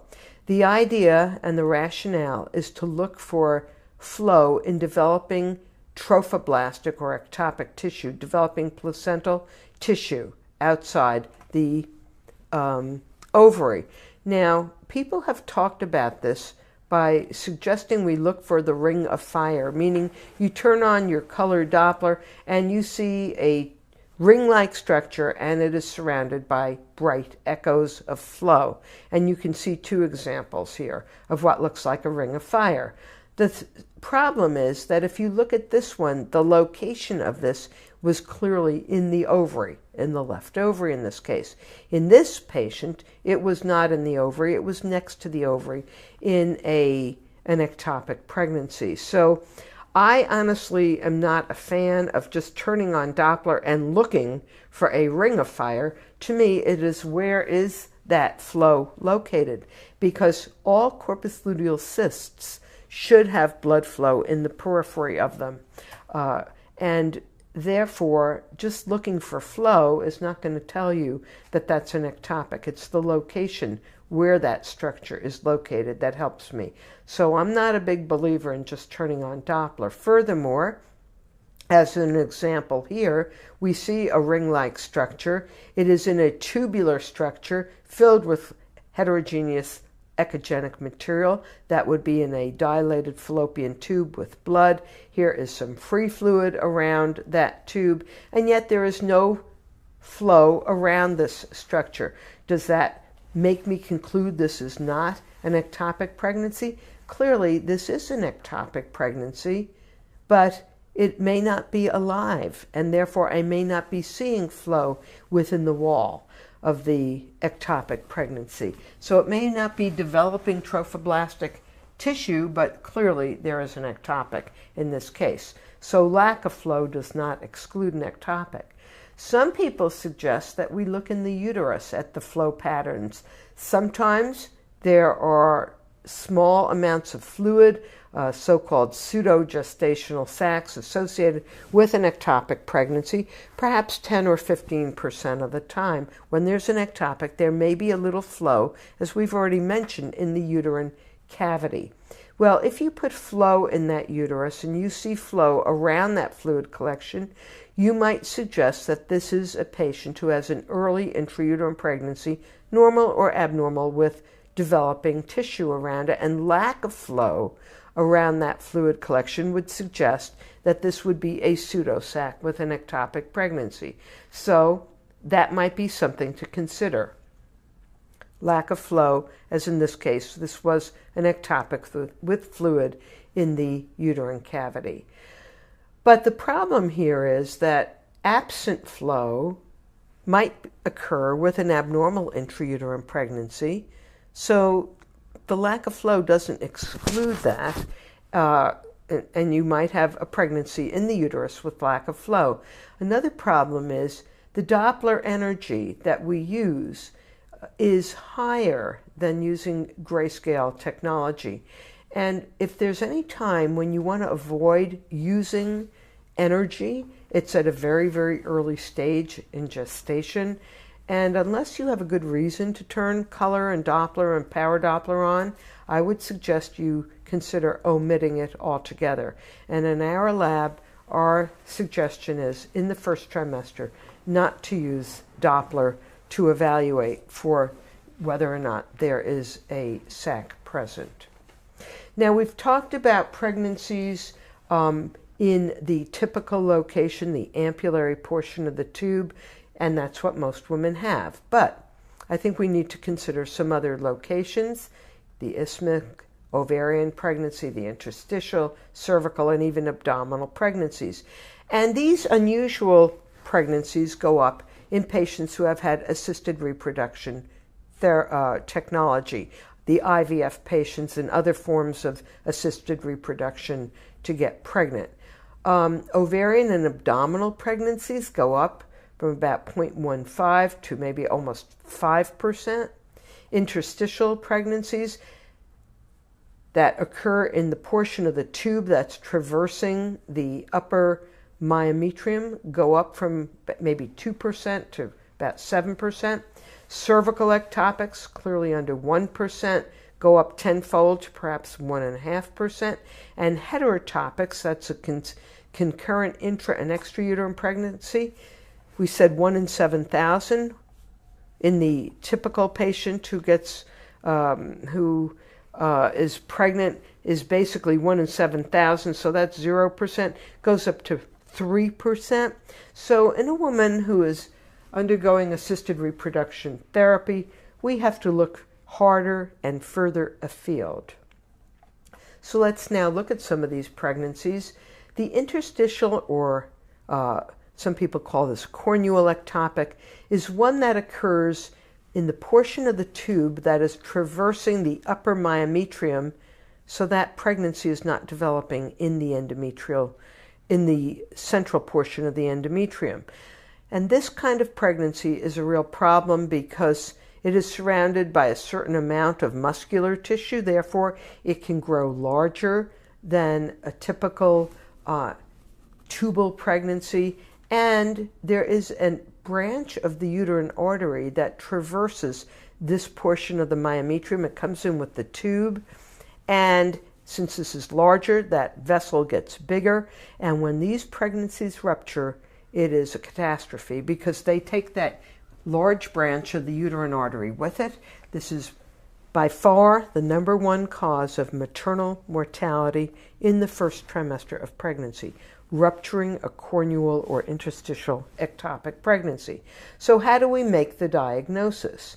Well, one thing we can do is look to see if we have a little bit of the endometrial cavity, as we can see, coming up to the edge of that sac. That's been called the interstitial line sign. You can see it nicely in this scan. Another thing we can look for is the location of this sac. Notice this is high up in the uterus. It's toward the fundus. That's where the tube comes in. So we can clearly see on this 3D image, and this is a very nice use for 3D, that it is located in the fundus. Even if you do not have 3D, you can pan through the uterus and realize these implantations are high up in the fundus and surrounded by a small amount of tissue, as we can see here. So very important to make that diagnosis of the interstitial ectopic pregnancy because of the associated maternal morbidity and mortality, and they will present later often because they don't rupture that early as a tubal ectopic might. So be aware of these pregnancies. Now here we have a case where there's a pregnancy both in and extrauterine, a heterotopic pregnancy, and in this case you can see a heartbeat in each of the embryos, and we will talk about how we address this in just a few minutes. Here we have a fluid collection in the cervix, and if you look carefully, there is a small yolk sac down here. Well, what would the diagnosis be? The differential would lie between, could this be a patient who is miscarrying and has the pregnancy at this point in time in the cervix, or is this a cervical ectopic? So partly it depends upon the clinical situation. Patients who present with cervical ectopics, at least in our experience, are usually not symptomatic. Patients who are miscarrying certainly are symptomatic, and of course if you have an earlier scan showing the implantation was within the uterus and is now at the cervical level, it's easy to make the diagnosis. But you have to look at the clinical picture. In this case, this patient had a cervical ectopic. She was not symptomatic at this point. I just also want to alert you to the fact, be aware if you don't see a yolk sac and you just see what looks like a large structure here surrounded by echoes, you could be dealing with a large Nabothian cyst. Again, old scans are very helpful if you're uncertain if it's a Nabothian cyst versus a cervical ectopic. I suggest you again get serial HCG, rescan the patient a couple of days to see if you can see a developing yolk sac. So here we have a challenge case. This is unusual. Again, a fluid collection at the cervix. There is a yolk sac here. You can see it in the coronal scan better, and there is actually a heartbeat, although it is a slow heartbeat. So the differential again is an abortion in progress versus a cervical ectopic. Well, we actually thought that this was going to be a cervical ectopic. This patient was scanned up in the emergency room. We brought her down to look at her, and we were going to inject this with potassium chloride. By the time we got around to looking at her, she came to ultrasound, and this was maybe an hour or so later, it was gone. And this was a patient who had a spontaneous abortion. And even though this is uncommon to having a living pregnancy at the level of the cervix during the process of miscarrying, it can actually occur. You can have a heartbeat that is in this pregnancy, which clearly no longer has a blood supply, but the heartbeat can clearly go on for I don't know exactly what the period of time is, and you may, in a rare situation, be dealing with a heart beating in the cervix, which would lead you to think that this is a cervical ectopic when you're actually dealing with a spontaneous abortion. Here's a case where we can look at the ovary, and if you look carefully within this ovary, there is clearly an embryo with a living heartbeat, but that is an unusual situation, an ovarian ectopic pregnancy. So now we've looked at a variety of ectopic pregnancies. How do we manage pregnancies that are ectopic? Well, in the United States, it used to be laparotomy, but today laparoscopy is still the most common way to treat ectopic pregnancies. But we also have a variety of other therapies, including non-laparoscopic medical therapy. By that I mean potassium chloride injected into the sac, methotrexate injected into the sac or injected intramuscularly, or even to observe women who are clinically stable, whose HCG is not going up, who doesn't have a lot of color flow within the ectopic pregnancy, all suggesting that it is a non-viable ectopic pregnancy. So we have guidelines, and these are only guidelines, and you have to look at, of course, the patient as well. What is the number of the HCG level? If it's fairly low, the tubal mass is fairly small, although I think these numbers from literature are rather high and rather large. Of course, if you're not going to operate on a patient, you have to have a clinically stable patient. The literature debates whether or not cardiac activity should, yes or no, be present. When I was at the Brigham, where we did see a lot of these patients and we treated them medically, many of them had heartbeats. You have to have a secure diagnosis without having to deal with a laparoscopic confirmation. And if you treat the patient with methotrexate, you have to have no contraindication to administering it. That means a patient whose liver is functioning well. As I said, methotrexate can be given intramuscularly or into the sac. Potassium chloride can also be used directly into the sac. One of the differences between these therapies, injecting potassium chloride, particularly if you can inject it directly into the embryo, ideally into the heart, will stop the development of that pregnancy instantaneously. Methotrexate takes time. It has to get into the developing cascade of DNA. It acts like an antifolate, and so it has to be used when in a developing embryo, and it will take days for it to work. It's not instantaneous, but it does stop the development of trophoblastic tissue or placental tissue around a sac. So sometimes we use potassium chloride into the sac and methotrexate as well to try to prevent the development of the continuous growth of trophoblastic tissue. So let's look at some examples. Here is an unfortunate woman. She's IVF, so she desperately wants to be pregnant. She has an intrauterine as well as an extrauterine pregnancy, and the extrauterine, well, it's not really extrauterine. This pregnancy is an interstitial ectopic pregnancy. How are you going to handle this situation? Because if this continued to grow and rupture, this woman is at high risk to lose her life. Notice we are high up in the uterus here because that's where this is in the fundus. This is more or less an oblique scan to show you this is actually in the lower part of the uterus, higher part where we're dealing with the cornua.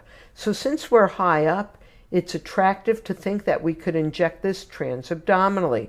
Would be hard to reach from a vaginal approach. And this is Dr. Duboulay who actually did this, injecting this cornual ectopic and terminating the cornual ectopic without affecting the intrauterine pregnancy because he's using potassium chloride here. If he used methotrexate here, he would affect both pregnancies. So you never want to use methotrexate in a situation where you're dealing with a heterotopic ectopic pregnancy. Here's another situation, 2 pregnancies, vaginal scan, and both of these have a heartbeat. Now, let's address this pregnancy in the lower aspect of the uterus. Where is it located? Well, it's in the upper cervix, and actually it's in the tissue of the cervix. It's in the anterior portion of the tissue of the cervix. If you ask the patient's history, I'm sure many of you are already suspicious. The location of this would suggest it's in a cesarean section scar. So how do you handle this? She's got a pregnancy in a C-section scar, and she's got an intrauterine pregnancy, both of which are alive. So what was done in this case was, using the vaginal probe, since it's right in front of where the vaginal probe is located, Mary Frates actually injected this pregnancy with potassium chloride, and you can see the administration here of the potassium chloride into this sac that's located in a C-section scar, and the pregnancy was terminated as a result of that procedure, whereas the pregnancy in the uterus here continues to have a heartbeat and continued to grow. Looking at the lower uterine segment, that pregnancy slowly resorbed, and this resulted in a very, very good outcome where the intrauterine pregnancy was delivered. Not only that, this woman experienced a subsequent pregnancy as well. So this is a win-win situation, whereas without that administration of the potassium chloride to terminate the cervical the pregnancy at the level of the cervix and the C-section scar, she likely would have lost her uterus. Here's just a third example where we can see again, this is a C-section scar pregnancy, and I'm showing you this to show a variety of ways to treat this. Here, there is a living pregnancy again in a C-section, and the clinician at this point, instead of injecting this with potassium chloride, elected to do a careful D&C using ultrasound guidance through a fluid-filled distended bladder, and we were able to guide the clinician as she did a gentle D&C to remove the sac in this manner. So that was successfully accomplished within 15 minutes. So there are a variety of approaches we can use using ultrasound to help us to terminate these unusual pregnancies. Now, just to end, if you look at the ectopic rate, and this is in the United States, the ectopic rate slowly has increased. This chart shows you to about 1990. The number of hospital admissions was continuing to increase to that point, and fortunately the maternal death rate, and this is thanks to good pregnancy tests and good ultrasound, has gone way down over the period from about 1970 to 1990. Now you might ask yourself, why am I terminating this graft at 1990? Well, the reason is it's harder to get statistics because the number of hospital admissions has gone down. Well, why is that? Well, because the number of ectopics, we believe, has gone way up and continues to go up, but since these patients are now being treated as outpatients, it's much harder to get good statistics. We don't think the number of ectopics have gone down. We know the number has gone up, but it's a real win-win situation when now we know we can deal with ectopics as an outpatient and actually treat these women as outpatients, and that is an economically very rewarding experience. So I think and I hope that the past few minutes has allowed you to look at a number of ectopic pregnancies, not only how we go about making the diagnosis, especially using the physical exam, using that probe to push and to confidently show that that suspicious tubal structure is separate from the ovary, and in addition to making the diagnosis, to understand the variety of therapies we have and how we go about using those therapies, often with ultrasound assistance. I will be speaking for the next half hour or so on first trimester ultrasound. As you can see here, there's amazing degree of development during basically 7 short weeks here, from 6 weeks to 13 weeks, where we start out, in fact, even before 6 weeks, we start out with no visible embryo. By 6 weeks, it's 1 or 2 or 3 millimeters in length. And by the end of 13 weeks, we have a fetus that has the characteristics of a human being with the head and body, limbs demonstrated. Like Tom, I'm going to be giving what I would call a bread and butter talk on the first trimester. First trimester ultrasound is an area where there are many, many things that I could talk about. I will discuss many, but not all of these topics in here. It's a really important time of pregnancy, and in fact, it's a really important part of all ultrasound. I get contacted reasonably frequently by malpractice attorneys for either the plaintiff or the defendant, and I have to say that far and away the most frequent contacts that I get relate to errors made in the first trimester. And errors made in the first trimester can potentially lead to damaging or eliminating first trimester pregnancies, or in some cases causing harm or even mortality to the mother. So it's an area where you really have to know what you're doing, and because otherwise there are serious consequences. I just got called the other night from our emergency room where the emergency room radiologist had called an ectopic pregnancy. The gynecologist was dubious about that. They called me at home. I took a look at the pictures and I said, that's not an ectopic pregnancy, that's an intrauterine pregnancy. So errors are very, very common, and careful practice is incredibly important. So let's start out by talking about or looking at some normal ultrasound findings and how we diagnose early intrauterine pregnancies. So this is the sequence of findings in early pregnancy, and gestational age, or which is roughly equivalent to menstrual age, is the time since the first day of the last menstrual period, essentially. At 5 weeks, which is five weeks after the LMP, we see a gestational sac. And these dates are via transvaginal ultrasound, which is really the way that we should be making diagnoses in the first trimester of pregnancy, either normal or abnormal. About a half week later, 3 or 4 days later, we see a yolk sac. 3 or 4 days after that, we see an embryo with a heartbeat. And about a week after that, we first see the amnion around the embryo. As you'll see in this sequence, here at 5 weeks, we can see a little intrauterine pregnancy. You can see little fluid collection in the mid-uterus. It doesn't have any special features. They usually don't, or they often don't. Forget about things like the double sac sign or the intradecidual sign. They typically look just like this. And in fact, incorrect reliance on those obsolete signs are what lead to many of the malpractice cases that I was referring to.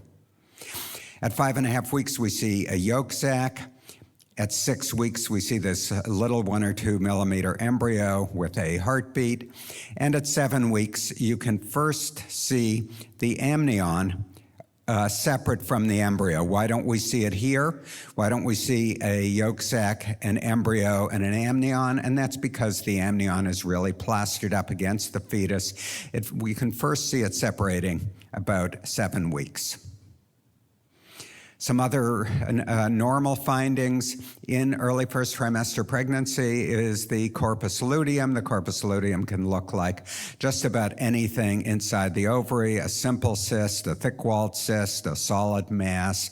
If you have a positive pregnancy test and you're seeing something inside the ovary, it is virtually certain to be a corpus luteum and nothing else. So we'll talk about diagnosis of first trimester, how we diagnose intrauterine pregnancies, but here's a question to think about. So this is a woman who came into the emergency room. She had pelvic pain, HCG was about 1,800, and on ultrasound we see this small little, what I would call nonspecific fluid collection in the uterus. Nonspecific because it has no contents, it has no rings around it. So the most likely diagnosis here is, just think about it, we'll have the answer in a minute, intrauterine pregnancy, an ectopic with a pseudosac, an ectopic with a decidual cyst, or you can't tell and you should just report it as findings consistent with either an intrauterine pregnancy or an ectopic pregnancy. Misdiagnosis of an intrauterine pregnancy as an ectopic, which leading to an adverse outcome, is not an uncommon event at all. In fact, it is a distressingly common event. In a paper written in 2010 by Jim Schwader, who's an obstetrician and a lawyer, said, he wrote an article on medical liability in OBGYN. He said that a rapidly increasing source of medical liability is just this kind of error, misdiagnosis of an intrauterine pregnancy misdiagnosis of an intrauterine pregnancy as an ectopic, and the woman gets methotrexate. And another paper suggested that this may be a serious public health issue. There's a Facebook group, Misdiagnosed Ectopic and Given Methotrexate. Amazingly, as of this morning, I just looked, 657 members alone. Now you may think, okay, yeah, but that used to happen. People screwed up because they didn't know what they were doing in the past, or our equipment wasn't so good. I looked, and I previously checked this 10 months ago. There were 150 fewer members in this Facebook group 10 months ago, 150 new people joining this group just in the last 10 months. So it is an incredibly common error. And you have to realize these 650 people in the Facebook group aren't the only people who had misdiagnosed an intrauterine pregnancy misdiagnosed as an ectopic. They're the tip of the iceberg. And another support group for the same. Here's an example of a malpractice case that I'm aware of. This is a woman who had a 5-week scan for pelvic pain, and it was read as a 4 by 3 millimeter fluid space in the uterus. That's this thing. Instead of just saying simply, there's an intrauterine pregnancy. Impression was probable ectopic with a pseudosac in the uterus. Pseudosacs really don't exist. They used to 30, 40 years ago with the equipment available then. They don't now. She was treated with systemic methotrexate. Repeat scan 4 days later now showed that there was a yolk sac in this gestational sac, but it was too late. It was poisoned with methotrexate 4 days earlier. Failed pregnancy or miscarriage, and a malpractice lawsuit. These are really distressingly common. Don't make those mistakes. So when you see a little nonspecific sac-like intrauterine fluid collection, how do you know whether it's a gestational sac or a pseudosac or a decidual cyst? Well, if you look at the numbers, 2% of all pregnancies are ectopics. Half of early intrauterine pregnancies have that little nonspecific appearance with no special signs. Rarely do ectopics have them. If you do some simple math, you see that one of those simple little fluid collections in the uterus, like the malpractice case I showed you on the prior slide, has an over 99% chance of being a gestational sac. Just simple math. So, there's an expression, when you hear hoofbeats, think horses, not zebras. Zebras are rare, almost certain, not correct diagnoses. If you have a positive HCG, a little fluid collection in the uterus, and normal adnexa, gestational sac is the horse, and the others are zebras that virtually never occur.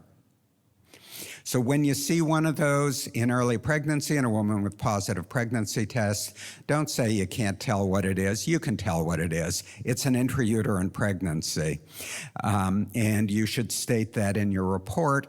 Otherwise, that patient may go on to get methotrexate and leading to a to a miscarriage or a malformed baby at birth. Okay, let's move on to pregnancy of unknown location, or PUL, which is defined as a positive HCG and no intrauterine pregnancy and no ectopic pregnancy seen on transvaginal ultrasound. Why is it a pregnancy of unknown location? It's a pregnancy because she has a positive pregnancy test, and it's unknown location because you're not seeing a pregnancy either in the uterus or in the adnexa. So who knows where it is? It's a PUL. The differential of a pregnancy of unknown location is a normal intrauterine pregnancy, an abnormal, either failed or failing intrauterine pregnancy, or an ectopic. So just a question to think about as I go through the next few slides. Positive HCG, nothing in the uterus, normal adnexa. Can you rule out an intrauterine pregnancy if the quantitative HCG is above 1,000, above 2,000, above 3,000, or none of the above? Here is an example of another misdiagnosis leading to a malpractice lawsuit. History: right pelvic pain, the HCG was 2,100, and on the ultrasound, as you can see, there's no intrauterine pregnancy seen. She was treated with systemic methotrexate for presumed ectopic. They presumed it can't be an intrauterine pregnancy, at least not a normal one, because you're not seeing anything at an HCG of 2,100.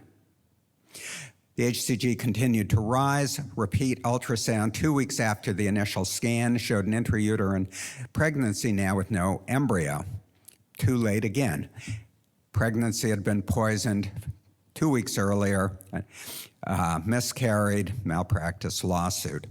So these errors relate to the concept of a discriminatory level. The rationale for so-called discriminatory level, which, as we'll see in the next few slides, doesn't work, is that if you have an HCG above some number, usually number used is 2,000, but somewhat variable in the literature. If the HCG is above that level and you don't see anything in the uterus, she can't have a normal intrauterine pregnancy if the discriminatory level works, and the differential would be either a failed intrauterine pregnancy or an ectopic. So it should be safe to give methotrexate if that were correct. And because of that, a couple of management algorithms were pretty common. Namely, one of them is HCG is above the discriminatory level and you don't see an intrauterine pregnancy, treat with methotrexate for presumed ectopic, or do a DNC first, and if you don't see any remnants of a prior intrauterine pregnancy, then give methotrexate. That's the theory. The reality is here. Here is an HCG. A woman came in with an HCG above 4,000, 4,300 or so, nothing visible in the uterus. She came into our emergency room where years ago we told our emergency room physicians and gynecologists, don't believe the discriminatory level, it doesn't work. So she wasn't given methotrexate, and a month after this original scan, 4,300 HCG with nothing in the uterus, there's a normal intrauterine pregnancy and a normal term baby. So the conclusion of this little part of the talk is, with respect to the HCG level in relation to pregnancy of unknown location, if ultrasound shows no evidence of an intrauterine or an ectopic pregnancy, don't intervene based on a single HCG measurement. Don't use any discriminatory level to treat with HCG. Get at least one follow-up ultrasound and HCG to avoid making misdiagnoses and mismanagement. Let's move to diagnosis of pregnancy failure or miscarriage. And here, the criteria for diagnosing miscarriage fall into three categories: non-visualization of a heartbeat by a certain embryonic size, namely some crown rump length without a heartbeat; non-visualization of an embryo by a certain gestational sac size, a mean sac diameter without an embryo to diagnose a miscarriage; and non-visualization of an embryo by a certain point in time. With respect to the crown rump length, it used to be considered a lower number, but now the currently accepted crown rump length without a heartbeat to be absolutely definitive of a miscarriage is 7 millimeters. If it's less than 7 millimeters and there's no heartbeat, it's almost certain a miscarriage, but not quite certain. 7 millimeters requires no follow-up. Here's a couple of examples. On the left, there's a 7 millimeter embryo, and the video clip shows no heartbeat.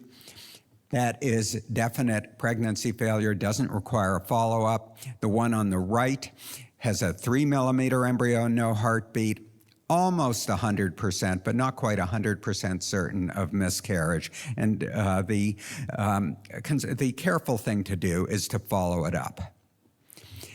Mean sac diameter numbers are shown here. If it's 25 millimeters and you don't see an embryo, it's definite for failed pregnancy and suspicious for failed pregnancy if the mean sac diameter is 16 to 24 millimeters with no embryo.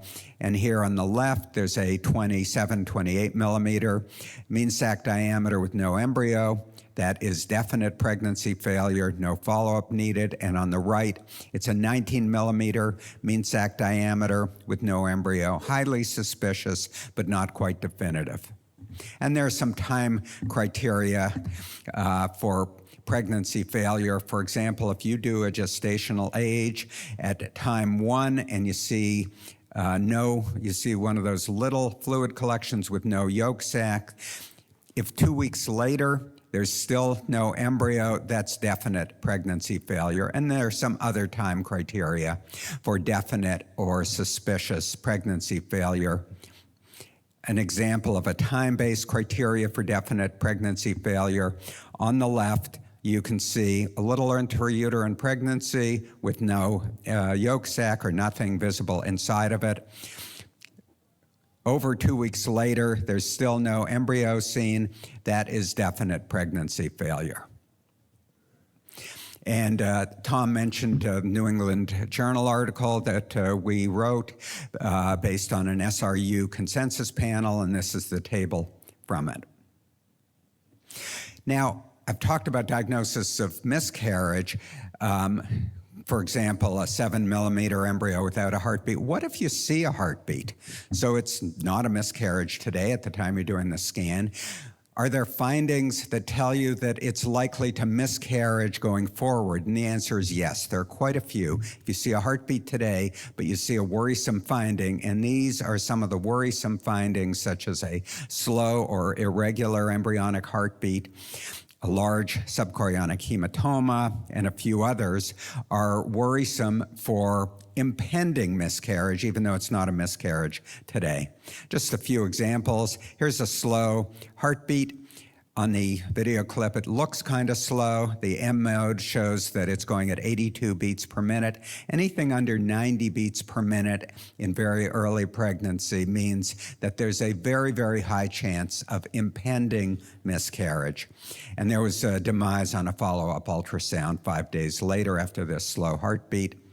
Large subchorionic hematomas, such as this one in the presence of a heartbeat, are somewhat worrisome. They're not that worrisome, but they're somewhat worrisome. When there's a large subchorionic hematoma, but there is a heartbeat, about 40% will go on to miscarriage. So that's high. 40% is higher than 5 or 10%, which might be the background rate, but it's not that high. But it is worrisome for impending pregnancy failure at a rate of about 40%. Large yolk sacs. Here is an embryo with a normal heartbeat, a normal heart rate. What's wrong with it? What's wrong is that the yolk sac is too big. It shouldn't be bigger than 6 or 7 millimeters. Here it's measuring 9 millimeters at 7 weeks. And she went on to miscarriage. Why a big yolk sac is bad? Who knows? But it is. Okay, let's go on to multiple gestations, how we count the number and determine the placentation. Placentation refers to the amnionicity and the chorionicity.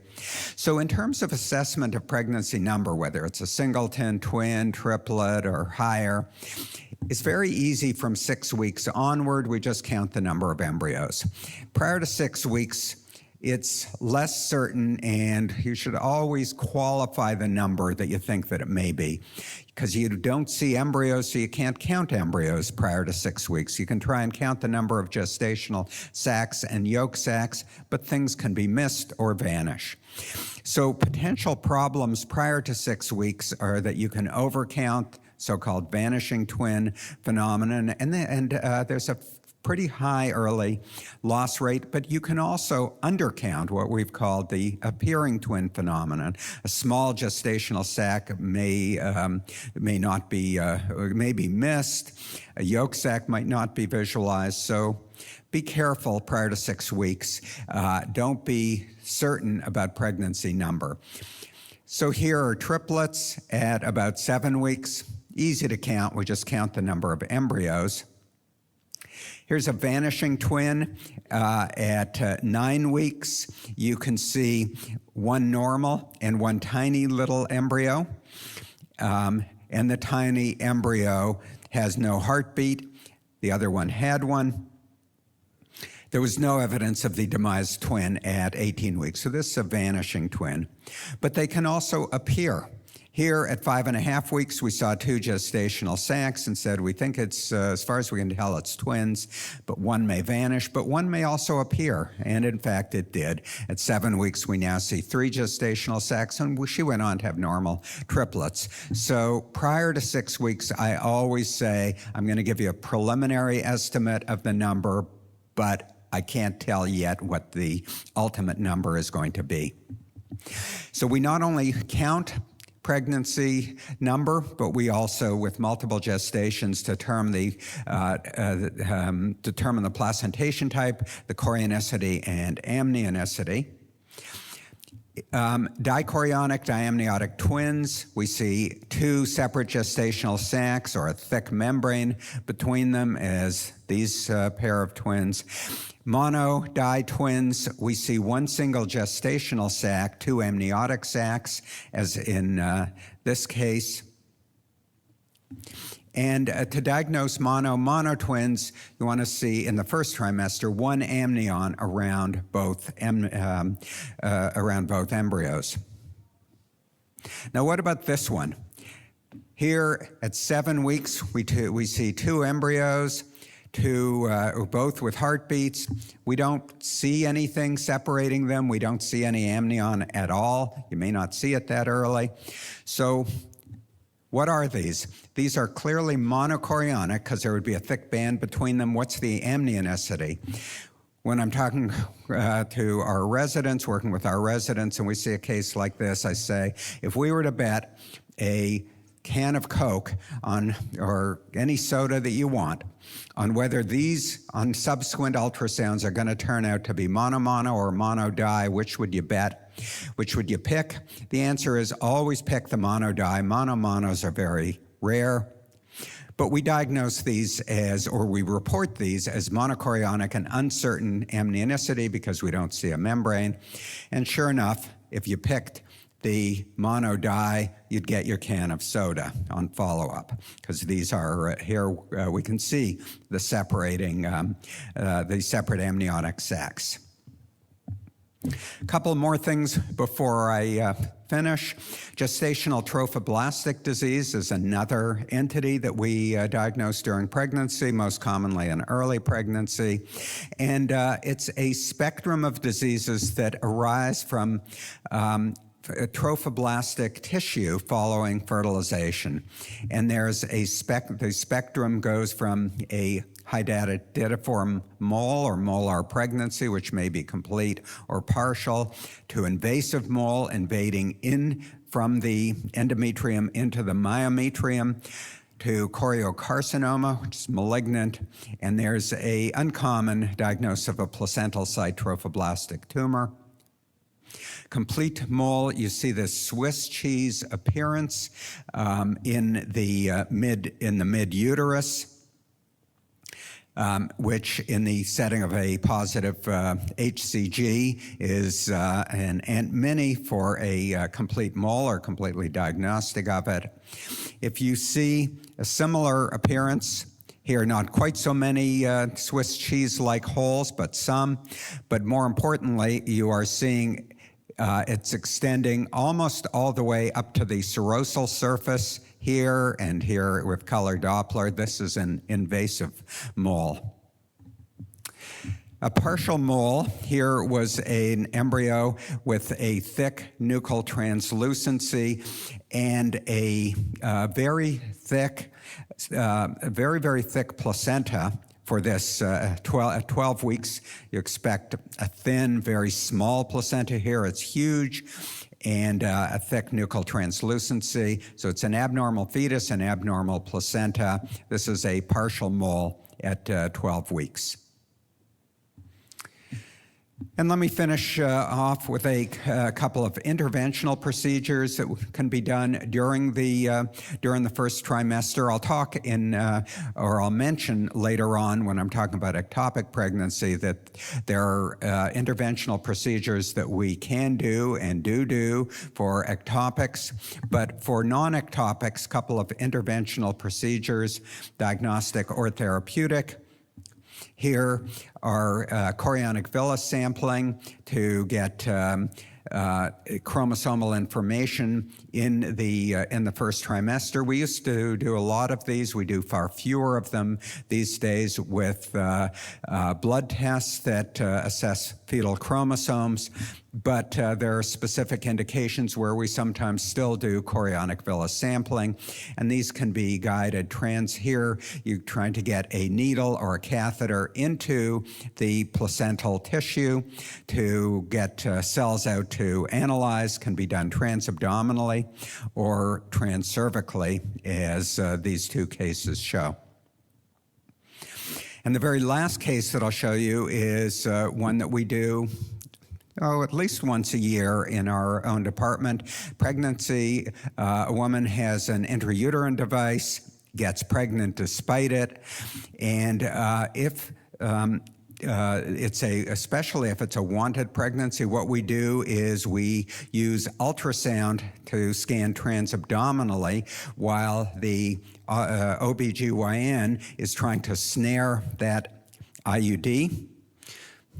Here, I'm actually scanning, and the obstetrician is putting forceps in through the cervix. My role is twofold. One is to make sure the forceps don't touch the gestational sac, don't potentially damage it, and number two, that they do aim towards the IUD. And here, she snared it, pulling it out. And I whipped out my phone and took a picture of the IUD when it came out. So there are a variety of procedures.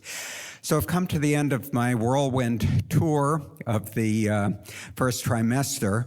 I do like to, sometimes speakers will begin or end their talk with a beautiful view of their leafy campus at the medical center. I don't have one. Mine, I have a medical campus, but it's far from leafy. It's in the heart of Boston.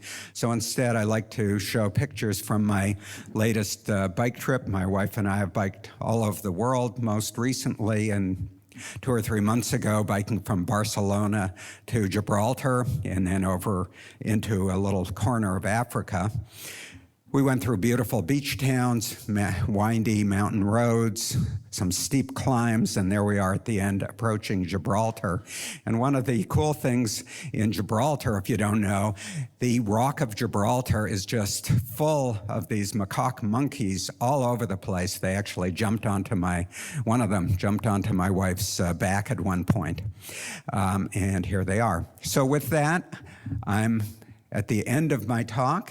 I am Peter Dubilet, Professor of Radiology at Harvard Medical School and Senior Vice Chair of Radiology at the Brigham and Women's Hospital in Boston, and I'll be lecturing on sonographic evaluation of early pregnancy loss. I have no financial disclosures to make. The learning objectives of this talk are as follows. After completing this presentation, the learner will understand the limitations of the HCG discriminatory level, will know the sonographic criteria for definite pregnancy failure and probable pregnancy failure in early pregnancy, and will know the sonographic findings that in the presence of an embryonic heartbeat indicate a high risk of impending pregnancy loss. For some introductory comments, somewhere between 10 and 25% of all clinically recognized pregnancies end in pregnancy failure, also known as miscarriage. Ultrasound is the primary method for diagnosing pregnancy failure, using criteria, as we'll learn, for definite, probable, and impending pregnancy failure. Sonographic criteria for definite pregnancy failure, as we'll see, should be set to virtually eliminate false positives in order to avoid interventions that could eliminate or damage a normal intrauterine pregnancy. The lecture outline will include discussion of normal ultrasound findings in early pregnancy, some terminology, incidents, and general principles related to early pregnancy loss, and the main part of the talk will be on the sonographic diagnosis of early pregnancy loss, including a number of different scenarios for the sonographic diagnosis. Let's start out by discussing normal ultrasound findings in early pregnancy. The first thing we see on ultrasound at a gestational age of about 5 weeks, scanning transvaginally, is a gestational sac, which just looks like a little small round or oval fluid collection within the uterus with nothing seen within it initially. About a half week later, at 5.5 weeks, we first see the yolk sac within the gestational sac. A half week later, at 6 weeks, we see typically an embryo with a heartbeat. And a week after that, at 7 weeks of gestational age, we see the amnion around the embryo for the first time. These are findings, these ages and findings are accurate to within typically about 3 days or so, or a half a week. And here are some ultrasound examples of these findings. Here at 5 weeks, we see a little nondescript oval fluid collection in the uterus. It has no visible contents. We can call it a nonspecific sac-like structure within the uterus. At 5.5 weeks, we see this little circle within the gestational sac, but still no embryo. This is typical for a 5.5 week pregnancy. At 6 weeks, we see an embryo with a heartbeat beside the yolk sac, as seen here just above the pointer. And at 7 weeks, we see for the first time the amnion around the embryo. So here is the embryo, there's the yolk sac, all within the gestational sac, and we're seeing the amnion for the first time apart from the embryo. It's very important to know the normal sequence of findings in early pregnancy because disruptions or deviations from the normal sequence of findings indicates either definite or probable or possible pregnancy failure. Let's move on to the second part of the talk, some terminology, incidence, and general principles related to early pregnancy loss. One term that you may hear, one term that one does hear, is miscarriage. Miscarriage is defined as spontaneous loss of an intrauterine pregnancy prior to 20 weeks of gestation. Another term is early pregnancy failure or early pregnancy loss, and that's often used to describe the spontaneous loss of an intrauterine pregnancy in the first trimester. So it's an earlier, the earlier part of the pregnancy that is similar to a miscarriage, but it's when it happens in the first trimester. Other older terms should really be avoided, such as spontaneous abortion or blighted ovum.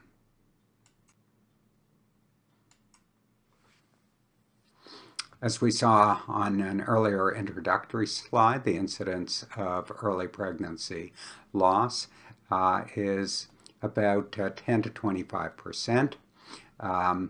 And the highest rate of miscarriage is early in pregnancy, prior to 6 weeks. It's the highest at that point. It's somewhat less between 6 and 7 weeks, decreases at 7 to 8 weeks, and it progressively declines. The rate of miscarriage progressively declines as pregnancy proceeds. Chromosomal anomalies are thought to be the most common cause of miscarriage, but in many cases of miscarriage, we have no good explanation or no clear and definitive explanation for why it occurred. Many of the ultrasound diagnostic criteria that I'll be talking about here came from, at least in part, a consensus conference on early first trimester sonography that was run by the Society of Radiologists in Ultrasound to come up with guidelines for diagnosing miscarriage and excluding a viable intrauterine pregnancy. That consensus conference was held in Baltimore in October of 2012. I was the moderator of that consensus conference. The panelists included a number of radiologists, obstetrician gynecologists, and emergency medicine physicians. And the conclusions of that consensus conference were published in the New England Journal of Medicine in 2013. The conclusions of that conference are the criteria for diagnosing miscarriage that have been adopted in societies, medical societies throughout the United States and in many countries around the world. So let's look at what the potential consequences are of a false positive or a false negative diagnosis of early pregnancy loss, or in other words, a false positive diagnosis of a failed pregnancy or a false negative diagnosis. What do we mean by a false positive diagnosis? Well, false positive diagnosis of failed pregnancy is an erroneous diagnosis of failed pregnancy. In other words, you diagnose pregnancy failure when it's actually a potentially normal pregnancy. That has a really bad consequence. If you diagnose pregnancy failure, definite pregnancy failure, when there's a chance of a normal intrauterine pregnancy, that may lead to uterine evacuation when there's a potentially normal intrauterine pregnancy. That's a pretty horrible consequence. False positives have a pretty horrible consequence. What about false negatives? You should diagnose pregnancy failure or pregnancy loss, but you don't. The consequence there is delayed intervention for failed intrauterine pregnancy. It is not great, but it's not a terrible consequence. In other words, the consequence of a false positive diagnosis of failed pregnancy is much worse than the consequence of a false negative. Saying there is a failed pregnancy when you shouldn't is a lot worse than failing to diagnose pregnancy loss when you should. And because of that, the criteria for pregnancy failure should be set to virtually eliminate false positives. They should also be set to apply to a broad range of ultrasound facilities that meet at least minimum quality criteria for performing ultrasound. They should not be set, the criteria should not be set to apply solely to experts in early obstetrical ultrasound. And now let's move to the main part of the talk, which is the sonographic diagnosis of early pregnancy loss. And we're going to consider three scenarios in which ultrasound is relevant to the diagnosis of early pregnancy loss. All of these three scenarios apply in the situation where we have a positive HCG and normal adnexa. Positive pregnancy test, nothing seen in the adnexa. Three scenarios. Scenario 1, you see no intrauterine pregnancy in this woman with a positive HCG and normal adnexa. That's also known as a PUL, or a pregnancy of unknown location.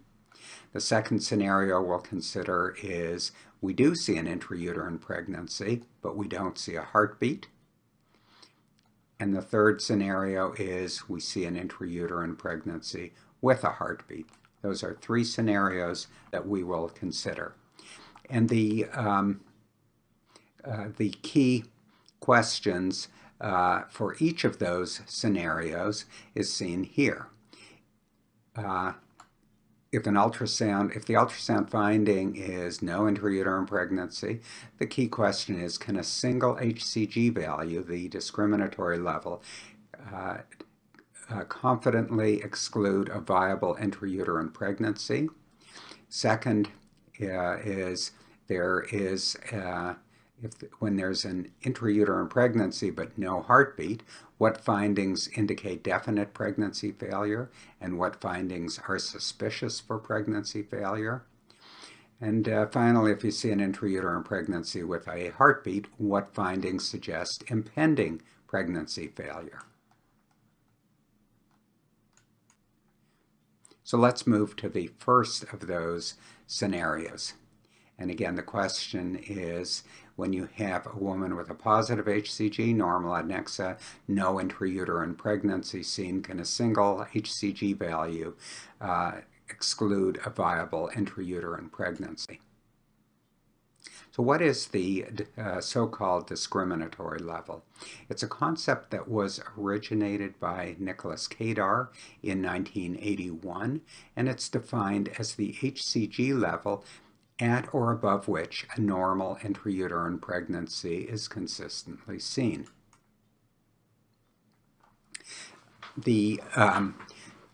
With improvement in ultrasound technology, the discriminatory level that's been reported has consistently decreased. In 1981, when Nicholas Kadar wrote the paper defining the discriminatory level, only transabdominal ultrasound was around, and at that point the reported discriminatory level was 6,500. In other words, the HCG level at or above which you consistently saw an intrauterine pregnancy in 1981 was 6,500. As ultrasound technology improved, the HCG level at which you consistently saw a pregnancy, in other words, the discriminatory level, dropped.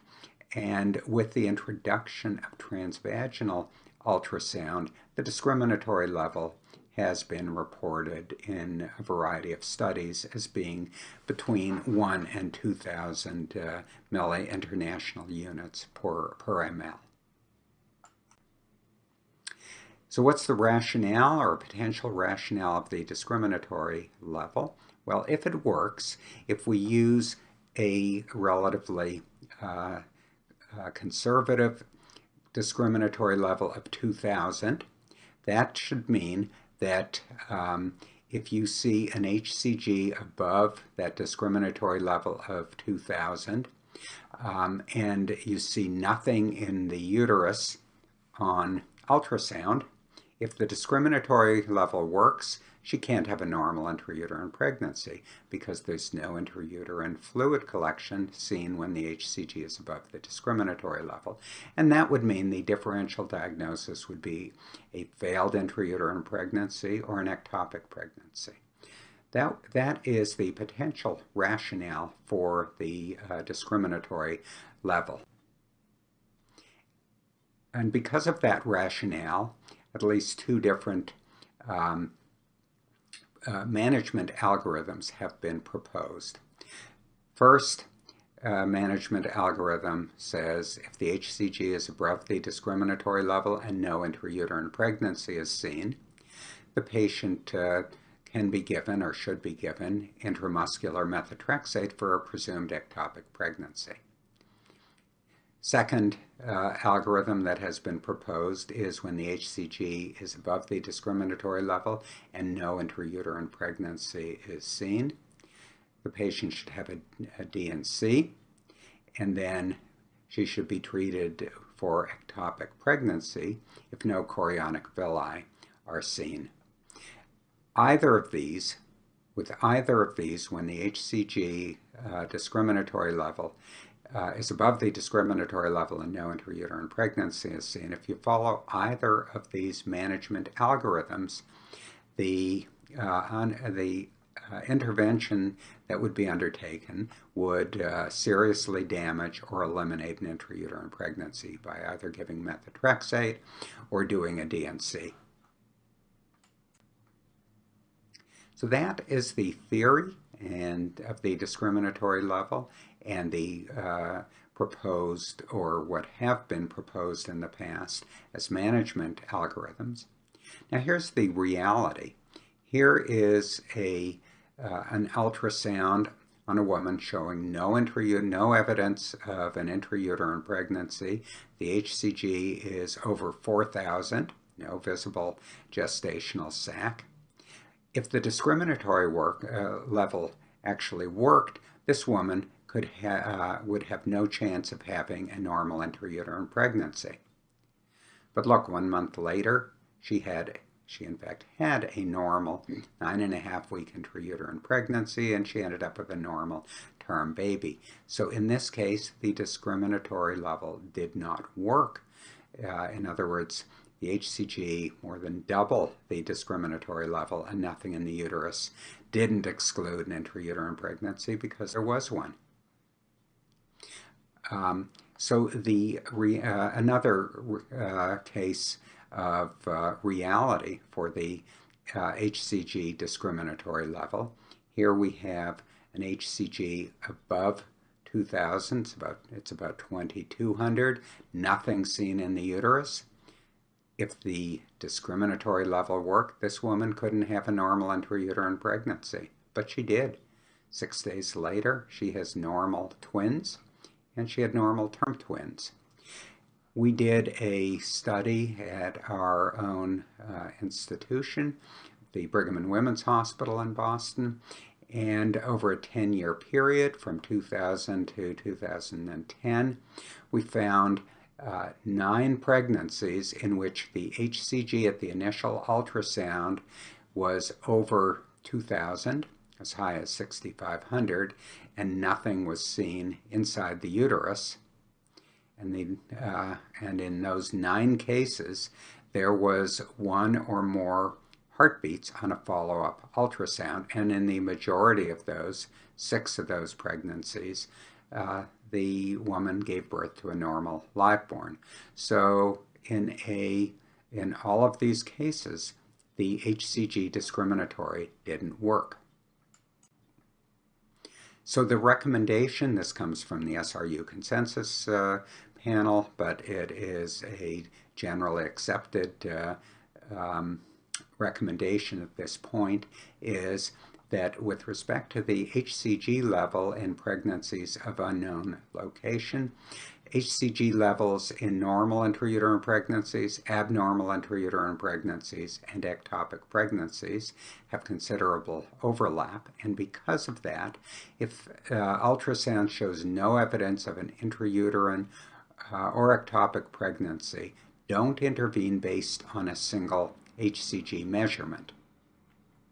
Get at least one follow-up ultrasound and HCG in order to avoid damaging a potentially normal intrauterine pregnancy and to avoid giving methotrexate to a woman who has a failed intrauterine pregnancy.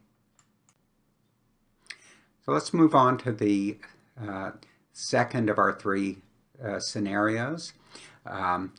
Woman has an HCG, normal adnexa, and has an intrauterine pregnancy, but you don't see a heartbeat. In this case, the questions we'll address are what findings indicate definite pregnancy failure and what findings are suspicious for pregnancy failure. So the criteria for pregnancy failure on ultrasound or pregnancy loss on ultrasound fall into three categories. One type of criterion for diagnosing pregnancy failure is non-visualization of a heartbeat by a certain embryonic size. In other words, a crown rump length without a heartbeat. Another type of criterion for pregnancy failure is non-visualization of an embryo by a certain gestational sac size. In other words, a mean sac diameter without an embryo is another way to diagnose pregnancy failure. And finally, another way to diagnose pregnancy failure is non-visualization of an embryo by a certain point in time. In other words, no embryo is seen after a time interval since a first scan.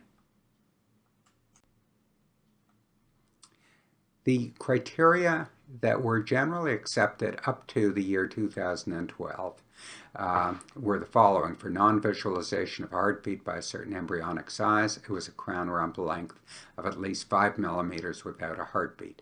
That, until 2012, was accepted as a criterion for definite pregnancy failure. A mean sac diameter of at least 16 millimeters with no visible embryo was another generally accepted criterion up to 2012. And there were really no well-established criteria for non-visualization of an embryo by a certain point in time to diagnose pregnancy failure.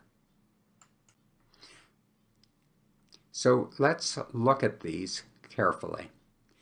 Let's look at the crown rump length. So here we have a 1.7 millimeter crown rump length, a tiny little embryo, and we see a heartbeat. In fact, we expect to see a heartbeat. We expect to see a heartbeat anytime we see an embryo. So the heartbeat is usually visible as soon as the embryo is visible. But the key question to diagnose pregnancy failure with certainty is not when a heartbeat is usually visible, but when, at what crown rump length is the heartbeat always seen in a normal pregnancy? There have been a number of studies that have addressed this question. In other words, that have addressed the cutoff value for the crown rump length above which cardiac activity is consistently visible on transvaginal ultrasound in a normal pregnancy. And the early studies around the early 1990s concluded that cardiac activity is always visible when the crown rump length is 4 or 5 millimeters, depending on the study. And because of those studies, 5 millimeters became the generally accepted cutoff for diagnosing definite pregnancy failure. But over the last several years, concerns with those early studies, with the data from the early studies, arose. One type of concern is that when people look back at them, they realize that the study populations in those early studies were quite small, which meant that there was a pretty wide 95% confidence range of the specificity. So they weren't really that reliable for diagnosing pregnancy failure. In addition, around the year 2010 or 11, several cases of embryos with crown rump lengths of 5 to 6 millimeters and no cardiac activity were reported that subsequently proved to be normal, which meant that the crown rump length cutoff of 5 millimeters without a heartbeat didn't work in those reported cases. And finally, studies of inter-observer variability of the crown rump length measurement showed that there is a inter-observer variability of about plus or minus 15%. So one practitioner's 6 millimeter crown rump length may be 15% higher or 6.9 millimeters when measured by others. So, using 5 millimeters is not that safe because your measurement of 5 millimeters may be different than another observer's measurement on the same pregnancy. So because of that, the SRU consensus panel recommended, and in general, this recommendation is now generally accepted, that crown rump length of 5 millimeters and no heartbeat was not stringent enough to diagnose definite pregnancy failure, and the accepted criterion now is up to 7 millimeters. A crown rump length of 7 millimeters and no heartbeat indicates definite failed pregnancy. When the crown rump length is less than 7 millimeters and there's no heartbeat, that's suspicious for a failed pregnancy, but not definitive. And here are a couple of examples. Here is a crown rump length of 7.1 millimeters, no heartbeat. That indicates definite pregnancy failure. Here is a crown rump length of about 3 millimeters. There's no heartbeat. That is suspicious but not definite for pregnancy failure. What about the mean sac diameter? Here there were a number of early studies that looked for the cutoff value of the mean sac diameter above which an embryo is consistently visible on transvaginal ultrasound if the pregnancy is normal. In 2 early studies, they found that with a mean sac diameter of 16 or 17 millimeters, you should always see an embryo if the pregnancy was normal. Those were the early studies, and because of those, 16 millimeter mean sac diameter with no embryo became the generally accepted cutoff for diagnosing pregnancy failure based on the mean sac diameter. But just like the crown rump length, around the year 2010, 2011, concerns were raised. Again, small study populations had been used for the early studies of the mean sac diameter, just like the crown rump length. People started reporting a number of cases of embryos with mean sac diameter bigger than 16 millimeters and no embryo or no cardiac activity that subsequently proved to be normal. And there's inter-observer variability of the mean sac diameter measurement, just like the crown rump length. And because of that, the criterion for definite pregnancy failure based on the mean sac diameter without an embryo was raised from 16 millimeters to 25 millimeters. So now the criterion to diagnose pregnancy failure based on a gestational sac with no visible embryo is that the mean sac diameter has to be at least 25 millimeters to diagnose definite pregnancy failure. If the mean sac diameter is 16 millimeters or above, up to 24 millimeters, and there's no embryo, that's suspicious but not definitive for pregnancy failure. And here are a couple of examples. Here is a gestational sac. If we take the average of these three measurements, we get a mean sac diameter of almost 28 millimeters. And there's no embryo seen. There is a yolk sac, no embryo. This meets the criterion for definite pregnancy failure because the mean sac diameter is bigger than 25 millimeters with no embryo. Here, if we take, in this case, if we take the three measurements, we get a mean sac diameter of about 17 millimeters and there's no embryo. That's suspicious for pregnancy failure. Anytime the mean sac diameter is 16 to 24, as it is in this case with no embryo, that's suspicious for pregnancy failure. And then there are some time-based criteria for pregnancy failure that were given the stamp of approval by the SRU consensus panel and that have been accepted generally.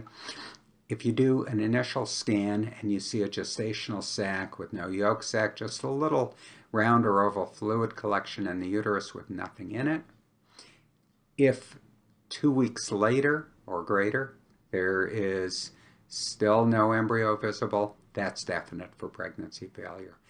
If you see a gestational sac with a yolk sac, if 11 days later or more there's still no embryo, that means definite pregnancy failure. There are some lesser time gaps, 7 to 13 days without an embryo after seeing a gestational sac. Indicates suspicion, is a finding that's suspicious for pregnancy failure. 7 to 10 days after a gestational sac with a yolk sac if there's no embryo, or if there's no embryo at least 6 weeks after the woman's last menstrual period. Those are suspicious but not definitive for pregnancy failure. And here are a couple of examples of time-based criteria to diagnose pregnancy failure. We see on the initial scan a small gestational sac. 15 days later, there's still no embryo. The sac has grown a bit, but there's still no embryo. And that meets one of the time-based criteria for definite pregnancy failure. Here's another example. Initial scan, we see a gestational sac with a yolk sac. 12 days later, we see the yolk sac again, but there's still no embryo 12 days after the initial scan, and that also meets one of the criteria listed on the earlier slide for definite pregnancy failure. This is an example of a time criterion that's suspicious but not definite for pregnancy failure. Initial scan, we see a gestational sac, no yolk sac, just a little gestational sac. 8 days later, no embryo, and this meets one of the criteria that's suspicious for pregnancy failure. And so is this one. We see a gestational sac with a yolk sac. 7 days later, still no embryo. That meets one of our criteria that's suspicious for pregnancy failure. And we expect to see an embryo 6 weeks after the LMP. This is 6.4 weeks, 6 weeks and 3 days after the LMP, and we're not seeing an embryo, suspicious but not definitive for pregnancy failure. There are other criteria that are suspicious for pregnancy failure, including an empty amnion, which I'll show you in a minute, or a large yolk sac. Those are suspicious for pregnancy failure. So what is the empty amnion? Well, if you remember back to one of the first slides that I showed you, you'd typically see the embryo at 6 weeks, the amnion at 7 weeks. If you see an amnion with no embryo, so you should see the embryo before the amnion. If you ever see an amnion with no embryo, that's abnormal and indicates a high suspicion for pregnancy failure.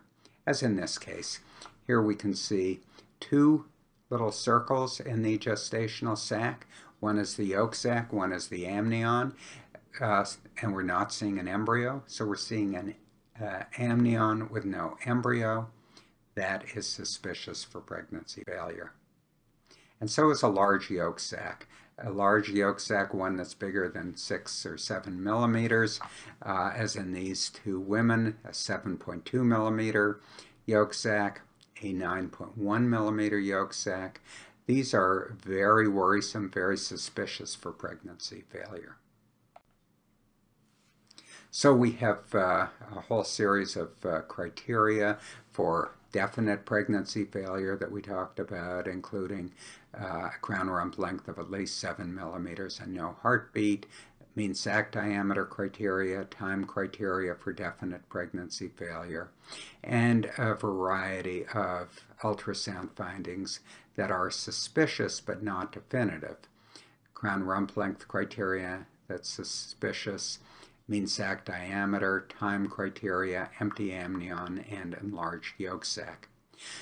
What do we do with these suspicious findings? In these cases, the appropriate step is to get a follow-up, usually a week later after a suspicious finding, to either, in some cases, because it's suspicious but not definite, occasionally the pregnancy will be fine, most of the time it won't be.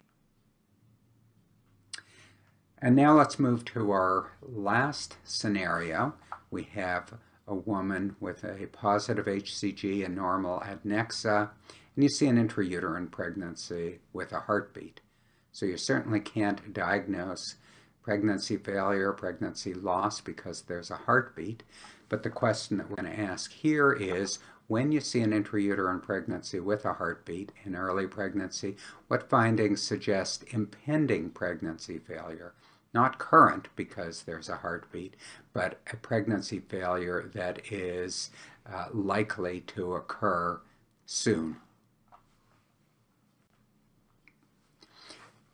The risk indicators of impending pregnancy failure on ultrasound when you see a heartbeat are a slow or irregular embryonic heartbeat, a large subchorionic hematoma, small gestational sac size in relation to the embryo, an expanded amnion, a large yolk sac, or sliding gestational sac. And I'll show examples of each of these. First was a slow heartbeat. So what heartbeat is slow?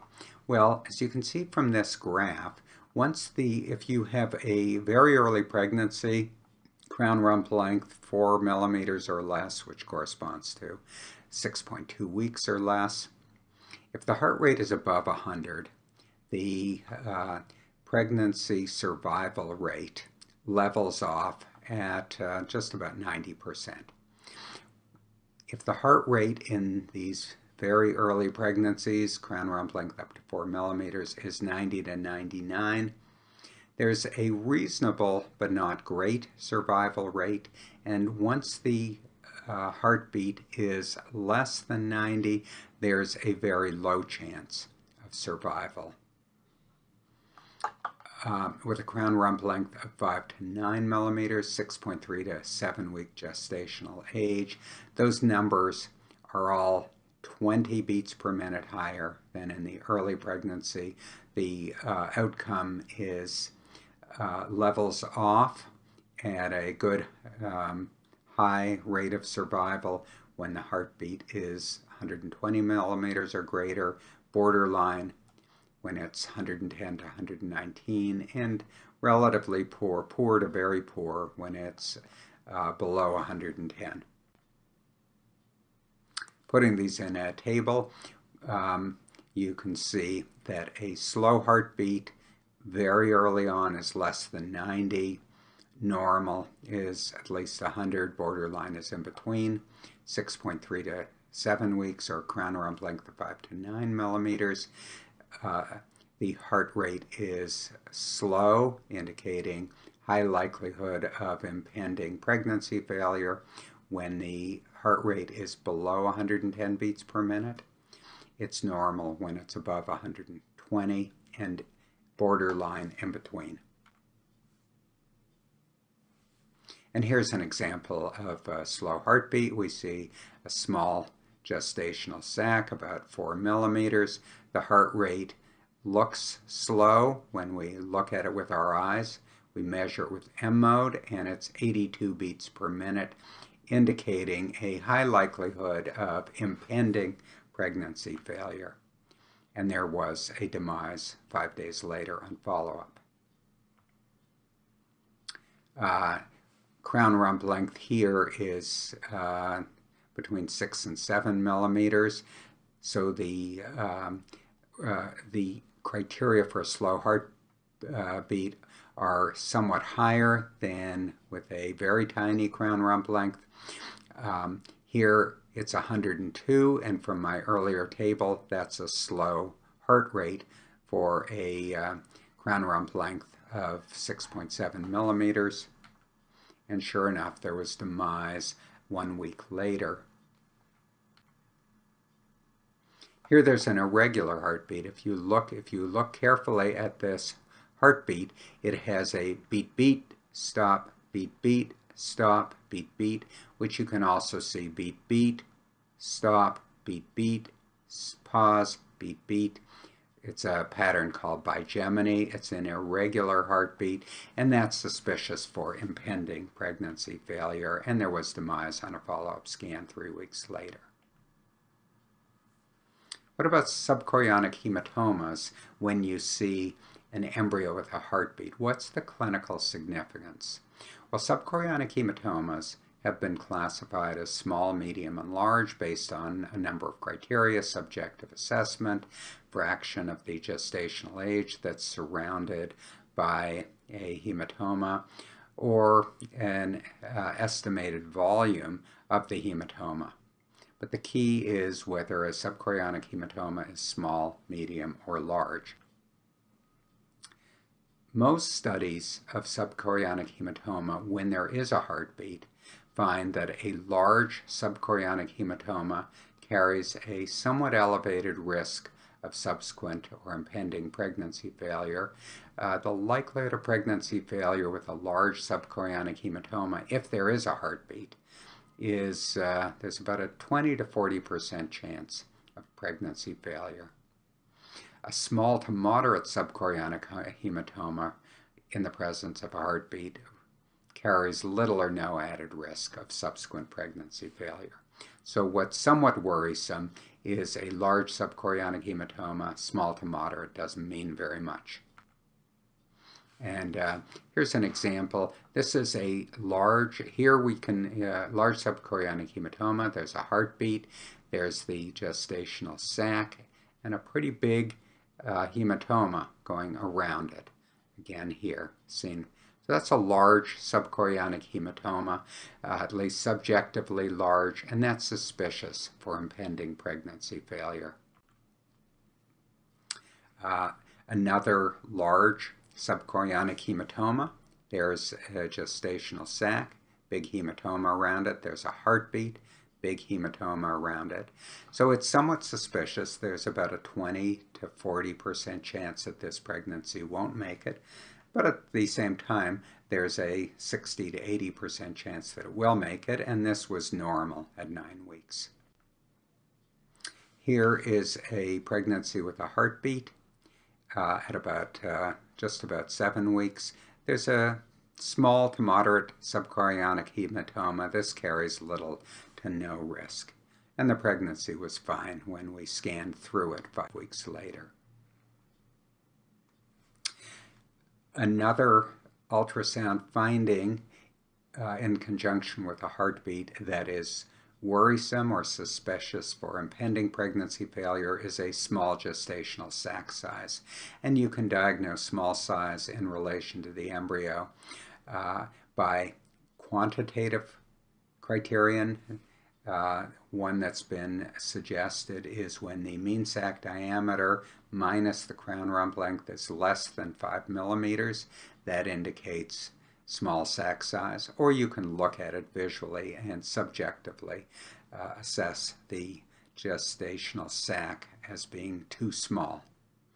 And in one study with small gestational sac size in 16 cases of early first trimester pregnancies that had normal heart rates but small sac size, 15 of the 16, over 90%, ended in pregnancy loss. So small sac size in conjunction with a heartbeat is worrisome. Here is an example. Here's an embryo. There is a normal heartbeat, but the gestational sac looks very small relative to the size of the embryo. Not much fluid around the embryo. And sure enough, there was demise on a follow-up scan 6 days later. So the small sac size in this case indicated a high likelihood that came to be of a pregnancy failure in the future. And here is another one. You see an embryo in here. The gestational sac is not very big around it.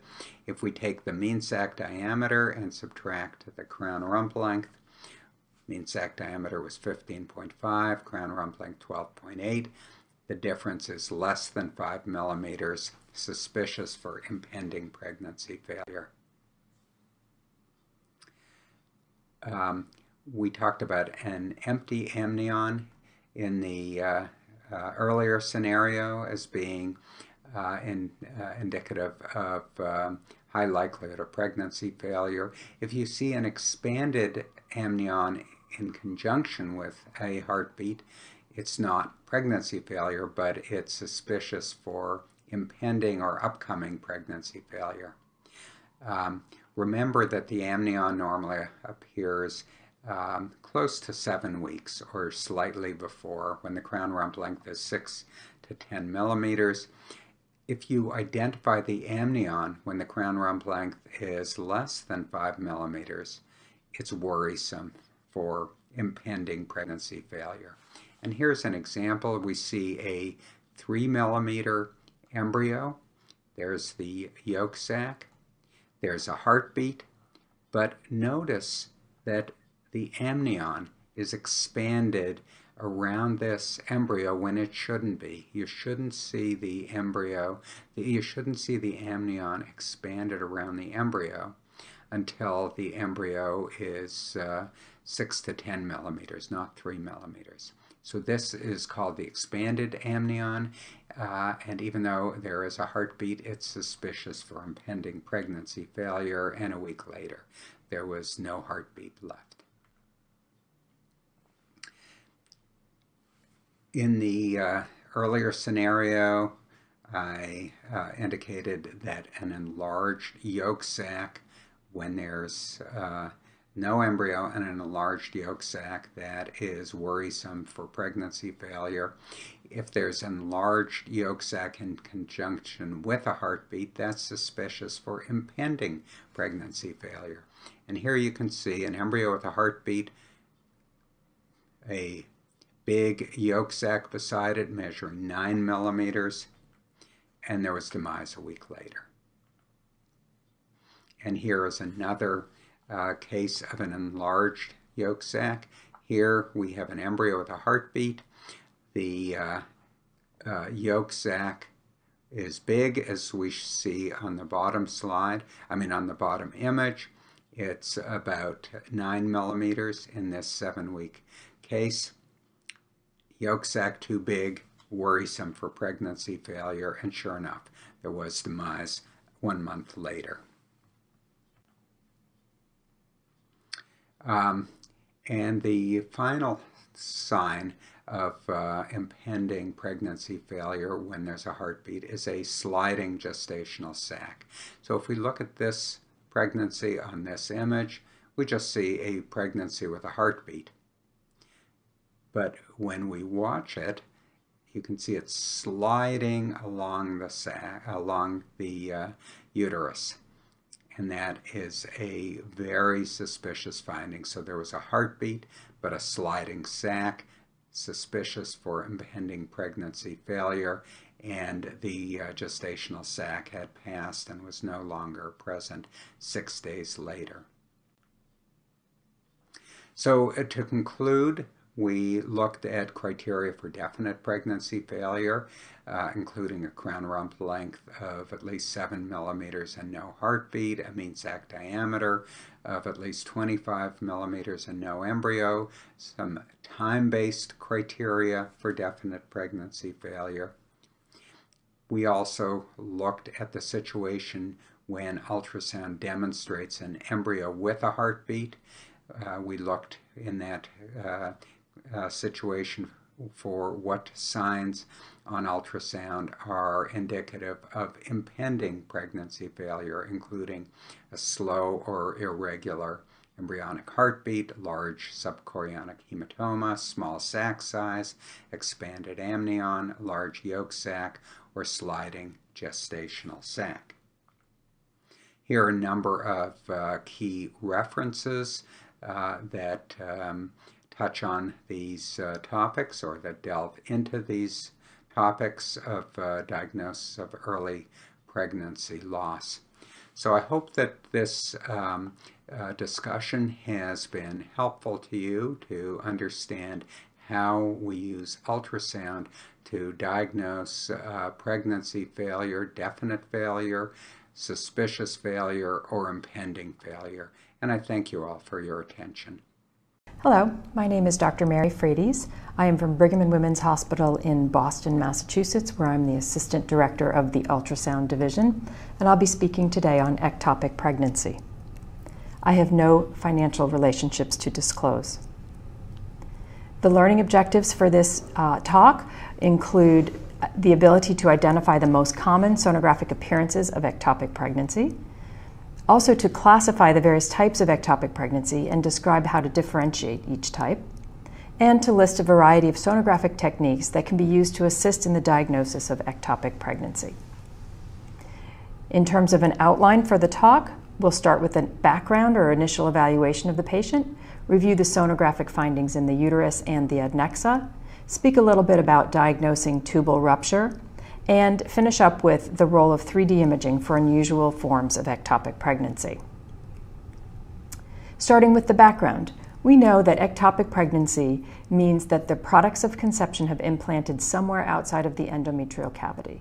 And this is reported to occur somewhere between 1.5% to 2% of pregnancies.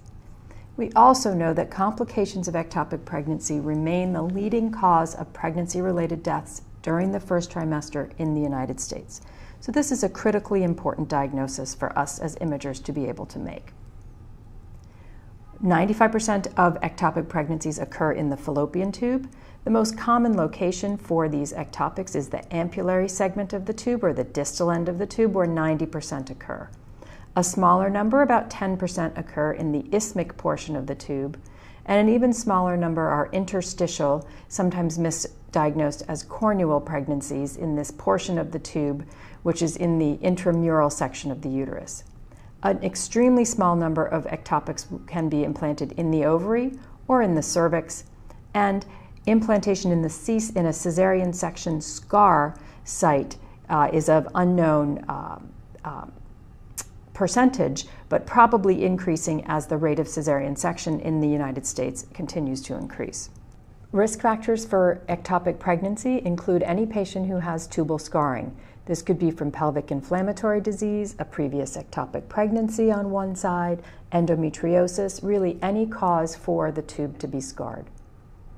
Patients who have an indwelling intrauterine contraceptive device, an IUD, are at increased risk for ectopic pregnancy. And any patient undergoing assisted fertilization to attempt to conceive is at increased risk. Remember that 25% of pregnancies that happen in patients who have an IUD or who have had a tubal ligation will be ectopic in location. So if there's a patient coming in post-tubal ligation or with an IUD in place and a positive pregnancy test, you really are going to be very highly suspicious that you may find an ectopic. Having said that, 50% of patients with the final diagnosis of ectopic pregnancy have no known risk factor. Here's a few examples of a hydrosalpinx, and by definition, a hydrosalpinx is an obstructed tube, and we can see the fluid-filled tubular structure posterior to the uterus here. And in this image, again, the tubular structure with a bend in it here. You can see the wall of the fallopian tube. This is a classic hydrosalpinx, and a transverse image of a hydrosalpinx, not as distended as the other two images, where you see that cogwheel appearance on the transverse image. The classic presentation of a patient with ectopic pregnancy is the clinical triad of a pain, vaginal bleeding, and a palpable adnexal mass. Clearly, we'd like to see a positive pregnancy test before we start evaluating for ectopic pregnancy, and then we move to an ultrasound. And here you have an image of a classic tubal ring seen medial to the left ovary in a patient with ectopic pregnancy. Let's talk a few minutes about the pregnancy test. Trophoblastic tissue starts making HCG 8 days after conception. With a normal pregnancy, we can typically see an intrauterine gestational sac once the HCG reaches 1,000 milli-international units per ml. However, you should be aware of a study from 1997 in which 17 of 51, or 33% of patients with an HCG over 2,000 who were followed and not treated for ectopic pregnancy eventually developed intrauterine pregnancies. This is a report of some data from Brigham and Women's Hospital where we looked at the HCG that was measured within 24 hours of an ultrasound in 225 patients with proven ectopic pregnancy. In these patients, the range of HCG levels went from 7 to a high of 107,949. The average HCG level in our patient population with ectopic pregnancy was 3,256. We also noted that the HCG was significantly higher in patients who had positive cardiac activity in the ectopic pregnancy as compared to patients with no heartbeat seen in the ectopic, with a number of almost 21,000 in the patients with a heartbeat versus less than 2,000 in patients with no FH. Interestingly, over 3/4 of our patients had HCG levels under 3,000, but 7% had HCGs over 10,000. I'll also remind you or mention to you of a cautionary case that we did see at the Brigham recently. This was a patient who came in with an HCG measuring over 4,000 with nothing in her uterus and nothing in the adnexa. We did not treat the patient. We brought her back for a follow-up ultrasound, and on the follow-up exam, there was a normal intrauterine gestation.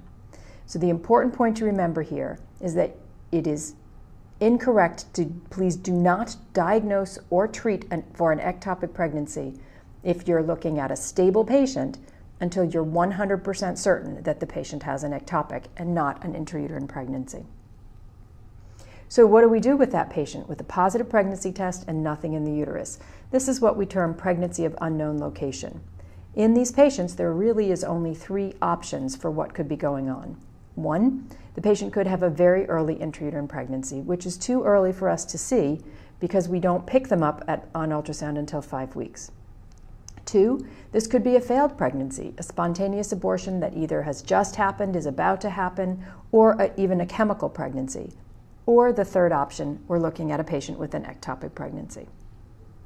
Well, let's go back and talk about how you make the diagnosis of an intrauterine pregnancy.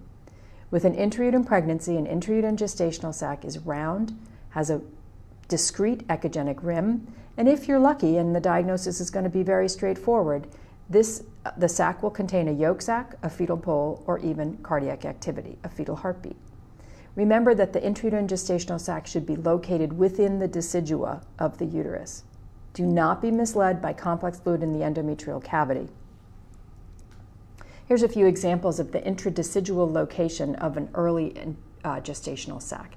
Here's the gestational sac. It's well defined, round, anechoic center, nice bright white ring around it. And notice that this gestational sac is clearly implanted into the thickened decidualized endometrium.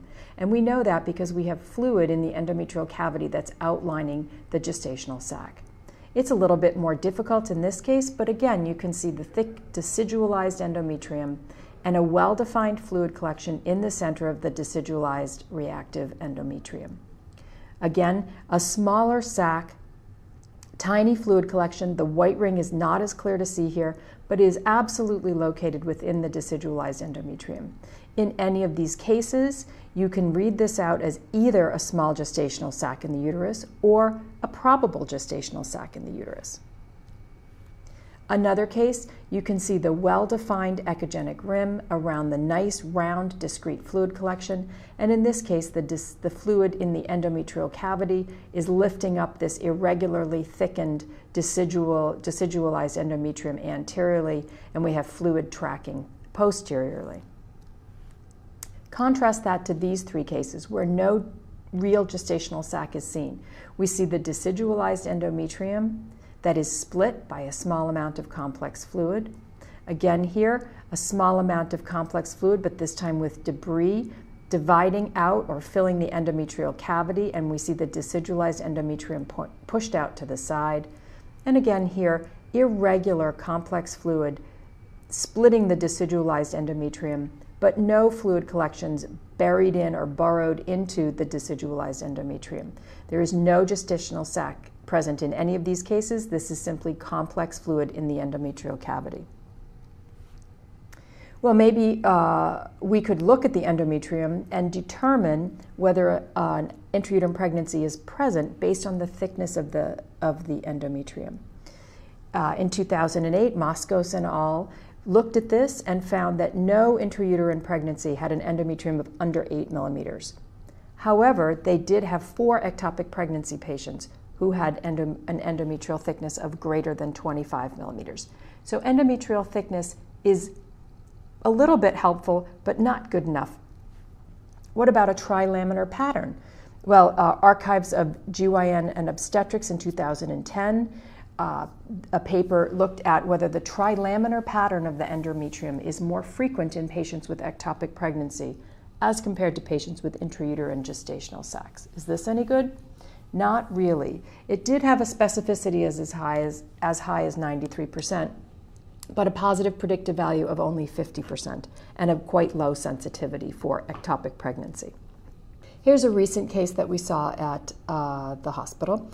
This is a 30-year-old patient who was taking Clomid to attempt to get pregnant. And based on her last menstrual period, she should be 7.5 weeks pregnant with a positive pregnancy test, and came into one of our outside offices where the study was read as negative for an intrauterine pregnancy. You could see the decidualized endometrium here, and here's a picture of the right ovary read as normal.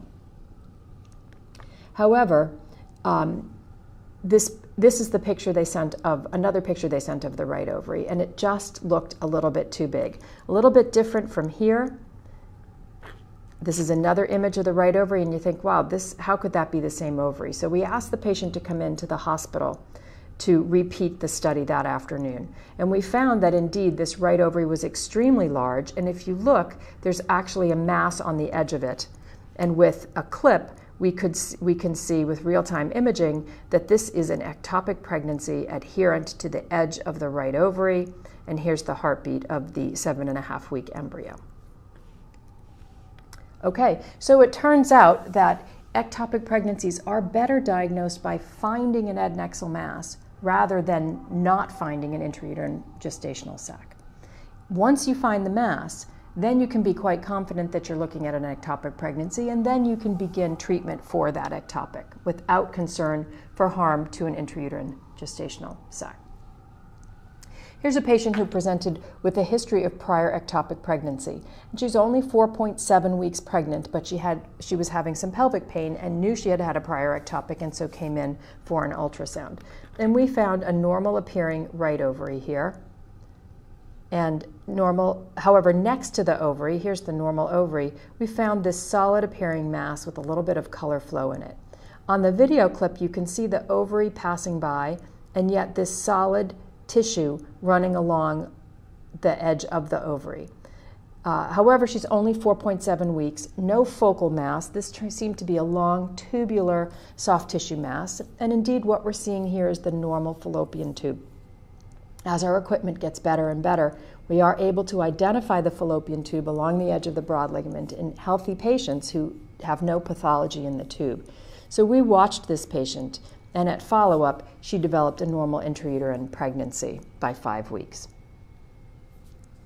Well, what are we looking for when we go out to the adnexa? The thing that we would like to see is a tubal ring. A tubal ring can be thought about as the gestational sac that, instead of being in the uterus, is out in the adnexa. So we see an anechoic center and a bright echogenic ring. And it literally, in your mind, you should think about it as looking exactly like what your IUP looks like, except sitting next to the ovary instead of sitting in the decidualized endometrium. In a recent study of ectopic pregnancies that we looked at with 231 ectopics, 25% of our patients had a tubal ring found in the adnexa. Another 8% had a yolk sac within the center of that tubal ring, and another 7% had cardiac activity in addition to the yolk sac within the adnexal ring. Well, what do I mean by an adnexal ring? Here's the normal right ovary, and here's the adnexal ring. You can see it looks just like an intrauterine gestational sac. Here's the yolk sac, and when we zoom up on it, here's the embryo and the cardiac activity. This looks just like an intrauterine gestational sac. Indeed, it is a gestational sac. It just landed in the wrong spot. Here's a patient this is the coronal image of the uterus, and this patient has an intrauterine gestational sac. You can see the echogenic ring. You can see the yolk sac in the center. However, in the left adnexa is an almost identical appearance of the ectopic pregnancy, with the trophoblastic bright ring and the central gestational sac. So this patient indeed has a heterotopic pregnancy with the intrauterine pregnancy here in the uterus and the extrauterine ectopic seen in the left adnexa here. But these are incredibly similar appearances of the intra and extrauterine pregnancies. The mass of an ectopic pregnancy can be incredibly subtle. This is the edge of the uterus here and the right ovary here, and a little tiny white ring with nothing in the center of it right now, measured here and turning sagittally on it, a little bit larger and more impressive in the sagittal plane, but very, very subtle in the coronal plane. So it's not going to jump out at you, but you have to look very, very carefully when you haven't found an intrauterine pregnancy. However, an adnexal ring is only found, as we saw, in about 40% of ectopic pregnancies. The majority of patients with ectopic pregnancy, 55% in our recent series, present with a complex mass with poorly defined borders. Now, when you see these complex masses, it typically is clot. And if you look hard or very carefully in the center of the complex mass, you may be able to find the adnexal ring right in the center because, again, this adnexal ring is now surrounded by large amounts of blood. You need to remember that most ectopic pregnancies are located within the fallopian tube, and in essence what you're seeing is blood filling the center of the tube or creating a hydrosalpinx, and that's what you should be looking for or trying to create when you're examining the adnexa. Here's a patient with a typical complex adnexal mass.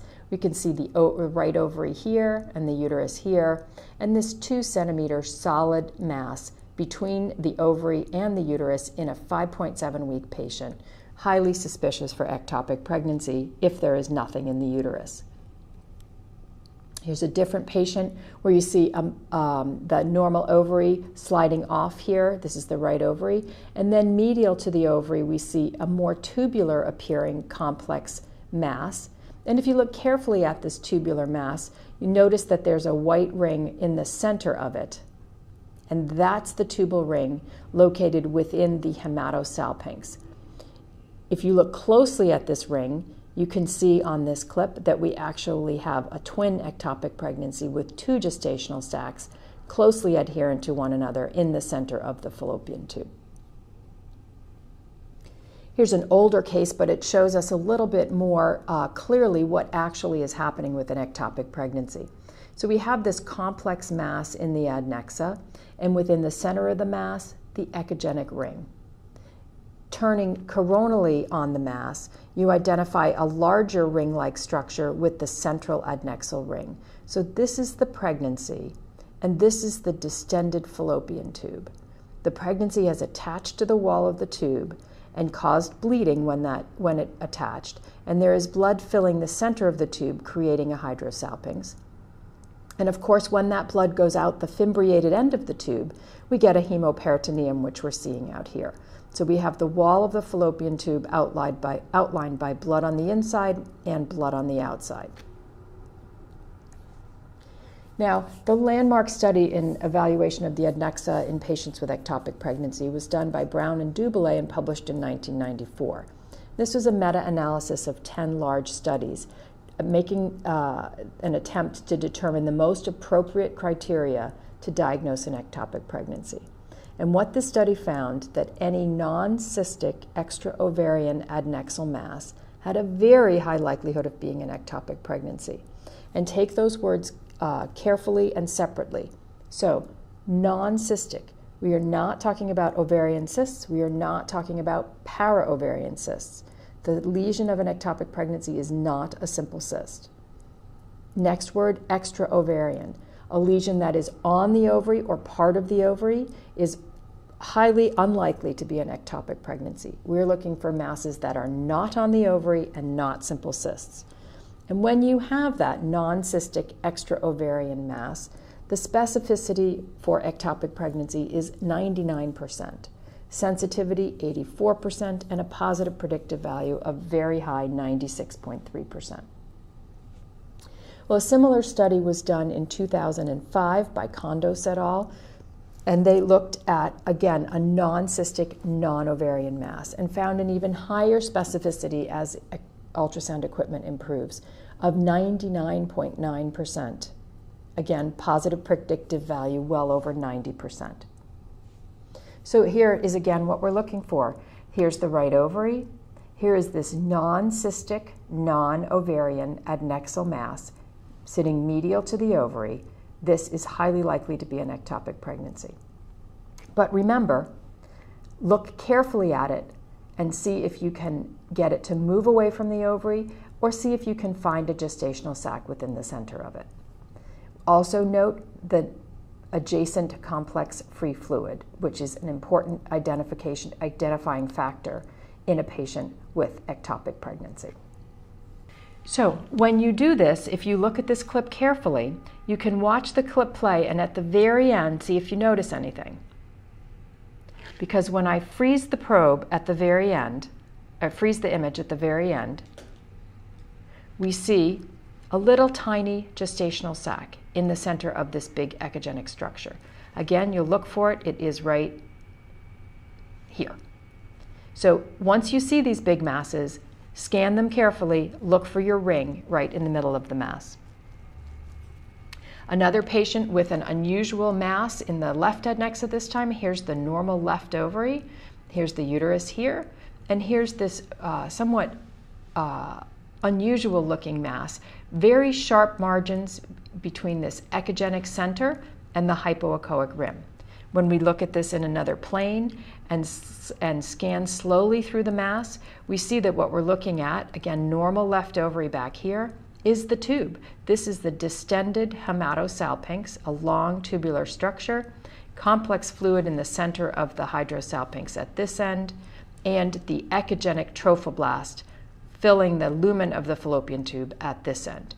Again, complex free fluid giving us the triad of echogenic mass in a tubular structure with complex free fluid likely representing blood. Okay, can I just got a little twisted under it. There you go. There you go. Oh. Is that good? Yeah. Put it on this side if you want. No, that's okay. I'll just try not to touch it. Okay, no problem. Thank you. Whenever you're ready. Now, things to consider when you think you have found an adnexal mass. First, can the mass be separated from the ovary? Could you possibly be looking at a corpus luteum on the ovary, or can you somehow separate this mass away and know that it's an extra ovarian mass? And also, and I'll get into this in a little bit, what is the echotexture of the mass? So what do I mean by movement of the mass? When you're scanning transvaginally, one hand is on the probe, pushing from inferiorly, and the other hand should go onto the patient's anterior abdominal wall, pelvic wall, and push against the probe so that the mass is held between your two hands, and see if with some motion of your hand or motion of the probe, the mass can be slid in one direction and the ovary in another direction.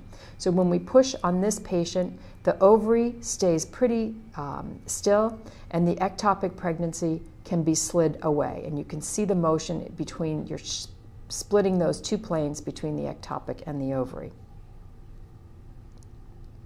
In contrast to this patient, when we push on this complex mass next to the ovary or on the ovary, we cannot split it off. There is no way to pull this off the ovary because it's part of the ovary, because it's the corpus luteum.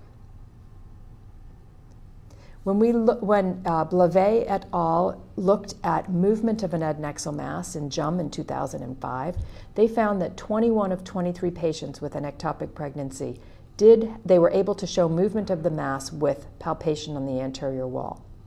6 of their patients without ectopic also showed movement of the mass with palpation, giving them a negative predictive value of 96 and a positive predictive value of about 78%. Here's a patient with an empty uterus, nothing in the uterus. Here's the ovary, here's the mass, and again with motion, you can see the ovary moves laterally and the mass spins.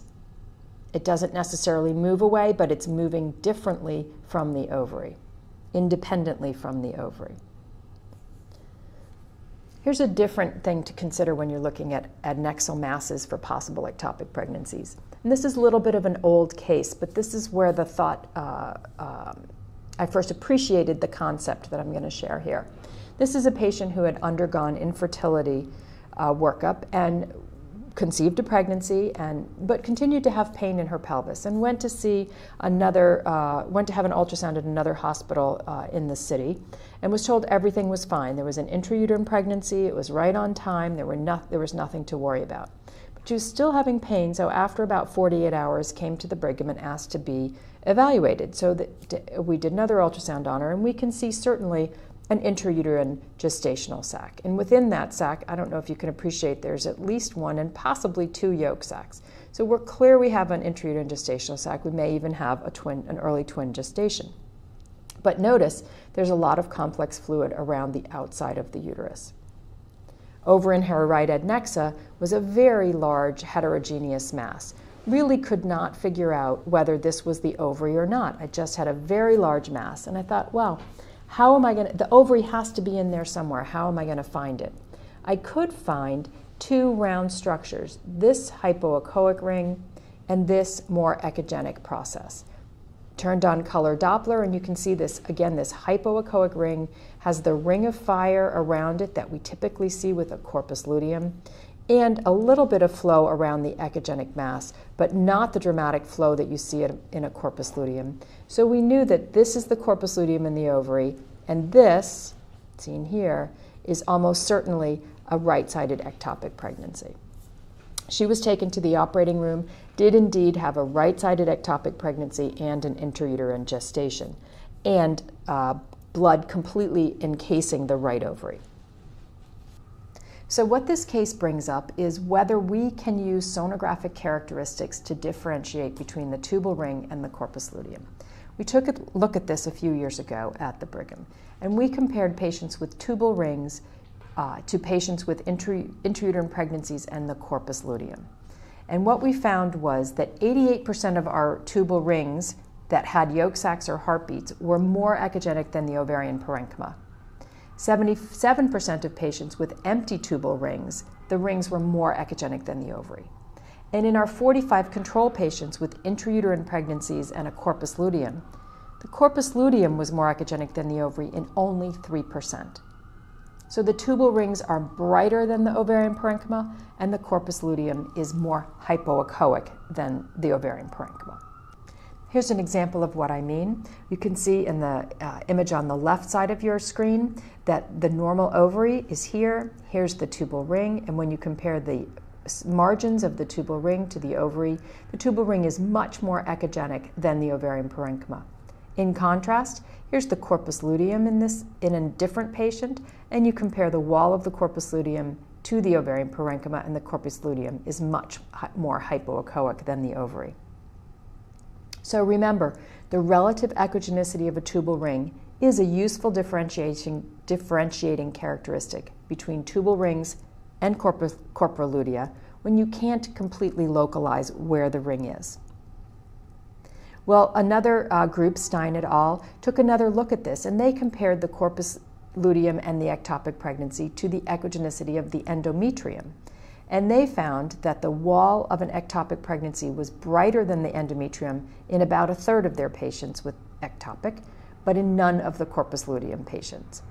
The wall was less echogenic than the endometrium, again in about a third of their ectopics, but in the majority of the corpus luteum. Another case to realize that there's an exception to every rule. Here's a study that was done overnight. One of our residents saw the patient in the emergency room with pain and adnexal mass and vaginal bleeding. And in the uterus found this intrauterine gestational sac, and there is a yolk sac, and we can see a heart rate of 106 seen on this M-mode tracing, even though you don't see the embryo on this image. But in the adnexa, the resident identified this discrete mass with an echogenic ring and a fluid-filled center, and diagnosed the patient with ectopic pregnancy. This patient was taken to the operating room, and an ectopic pregnancy was not found. And I'll point out a few reasons why an ectopic pregnancy was not found. Despite the fact that this ring is indeed more echogenic than the ovarian parenchyma, if you look carefully at the edge of the ovary, you can see that the ovary continues all the way out here. And this is clearly an intra-ovarian lesion. Here's the image from the operating room. We can see the normal ovary here and the bulging corpus luteum seen on the top edge of the ovary, and no ectopic pregnancy was present.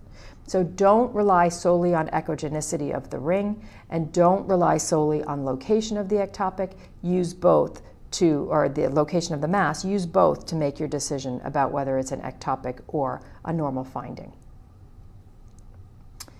Another way to distinguish a tubal ring from a corpus luteum might be the use of color or pulse Doppler. Atri et al. In 2003 suggested that Doppler characteristics could be used to distinguish between an ectopic pregnancy and a corpus luteum. The ectopic pregnancy RIs ranging from 0.15 to 1.6, whereas the corpus luteum RIs much narrower window between 0.39 and 0.70. An RI of over 0.7 was 100% specific for the diagnosis of ectopic pregnancy and had a positive predictive value of 100%. But it was only found in 1/3 of the ectopics. Another way to look for an ectopic pregnancy is to look for the presence of free fluid. Well, is that reliable? Well, if you can look at the fluid, if you do have a patient with free fluid, make sure you analyze it to see if it's anechoic or echogenic. Fluid with echoes in it correlates with hemoperitoneum at a very high rate and suggests patients are at high risk for ectopic pregnancy.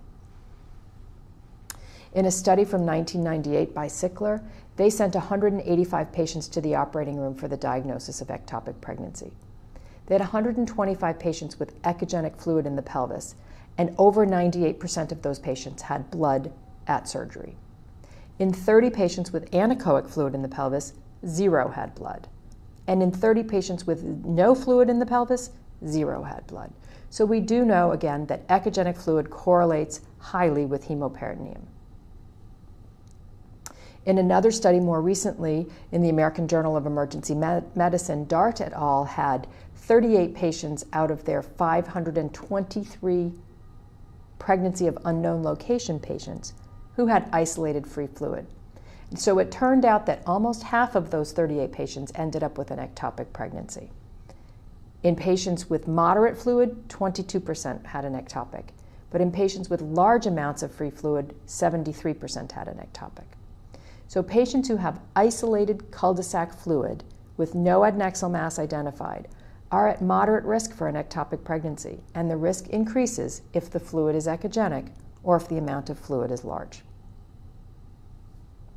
Here's a patient who came in to the Brigham with 5.4 weeks very solid dating and a positive pregnancy test, but an HCG of only 35.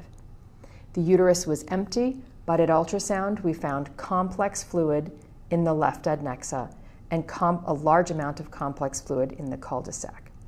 Patient was hemodynamically stable, not having any pain, so a Carmen biopsy was done to look for villi in the uterus. The Carmen was negative, the patient remained stable, and over the next week her HCG dropped to 0 with no intervention.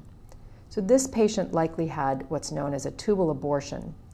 This is what occurs when a pregnancy is located in the fallopian tube, and instead of an intrauterine pregnancy miscarrying out the cervix with a large amount of blood, in a tubal abortion, an ectopic pregnancy miscarries out the fimbriated end of the fallopian tube with associated moderate to large amounts of bleeding, but with no intervention necessary. The pregnancy tissue simply reabsorbs in the peritoneal cavity. What about a negative exam? What about the patient who has no ectopic found, no intrauterine pregnancy found?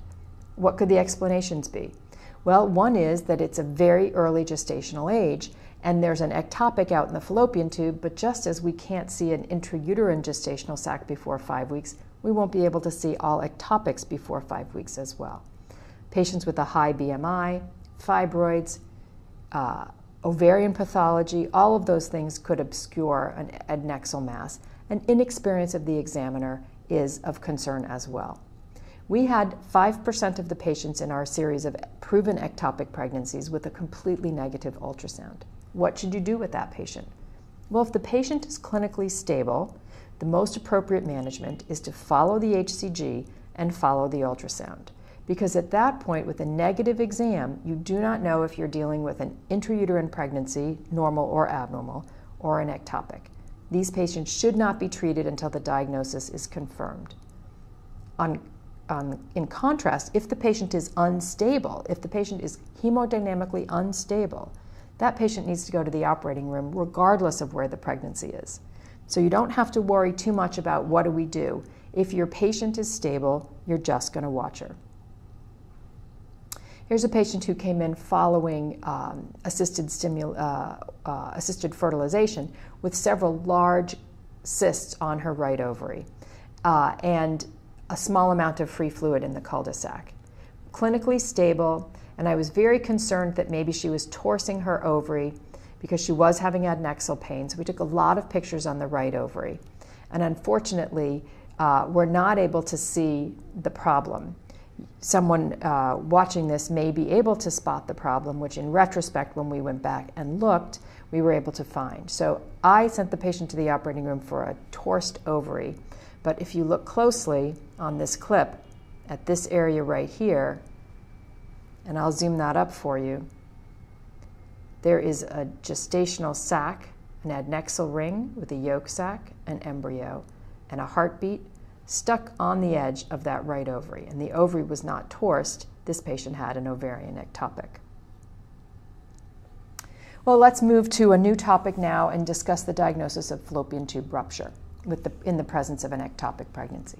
Why do we care about it? Well, there is an increasing trend towards medical management of ectopic pregnancies. And if a patient is going to be managed with methotrexate or with watchful waiting, an intact fallopian tube is required. So it's important to know whether transvaginal sonography can tell us what the tubal status is. We did a retrospective study looking at ectopic pregnancies proven at surgery in patients who had transvaginal sonography within 24 hours before surgery back in 2014. In this study, we had 143 patients who went to the OR. Of these, 107 or 75% were unruptured, and 36 or 25% had a ruptured tube at the time of surgery. When we looked at the adnexal mass appearance as compared to the rate of tubal rupture in these patients. It turns out that it didn't matter whether there was cardiac activity, a yolk sac, a tubal ring, an unspecified mass, or no mass at all. There was no statistically significant difference in the rate of rupture with any of these types of findings. We did note that the rate of rupture was significantly higher when the amount of fluid in the cul-de-sac was moderate to large as compared to small or none. However, we did note that moderate to large amounts of fluid had very poor sensitivity and poor predictive value. Well, what about HCG levels? Maybe that can help us tell whether the fallopian tube is ruptured or not. We had HCG levels available within 24 hours of surgery for 139 of our patients and found that there was no HCG cutoff level that we could use to predict tubal rupture. We noted that approximately 10% of our patients with low HCGs, or HCGs of under 500, had fallopian tube rupture at surgery. Here's two cases from our series. One side is ruptured, one side is not.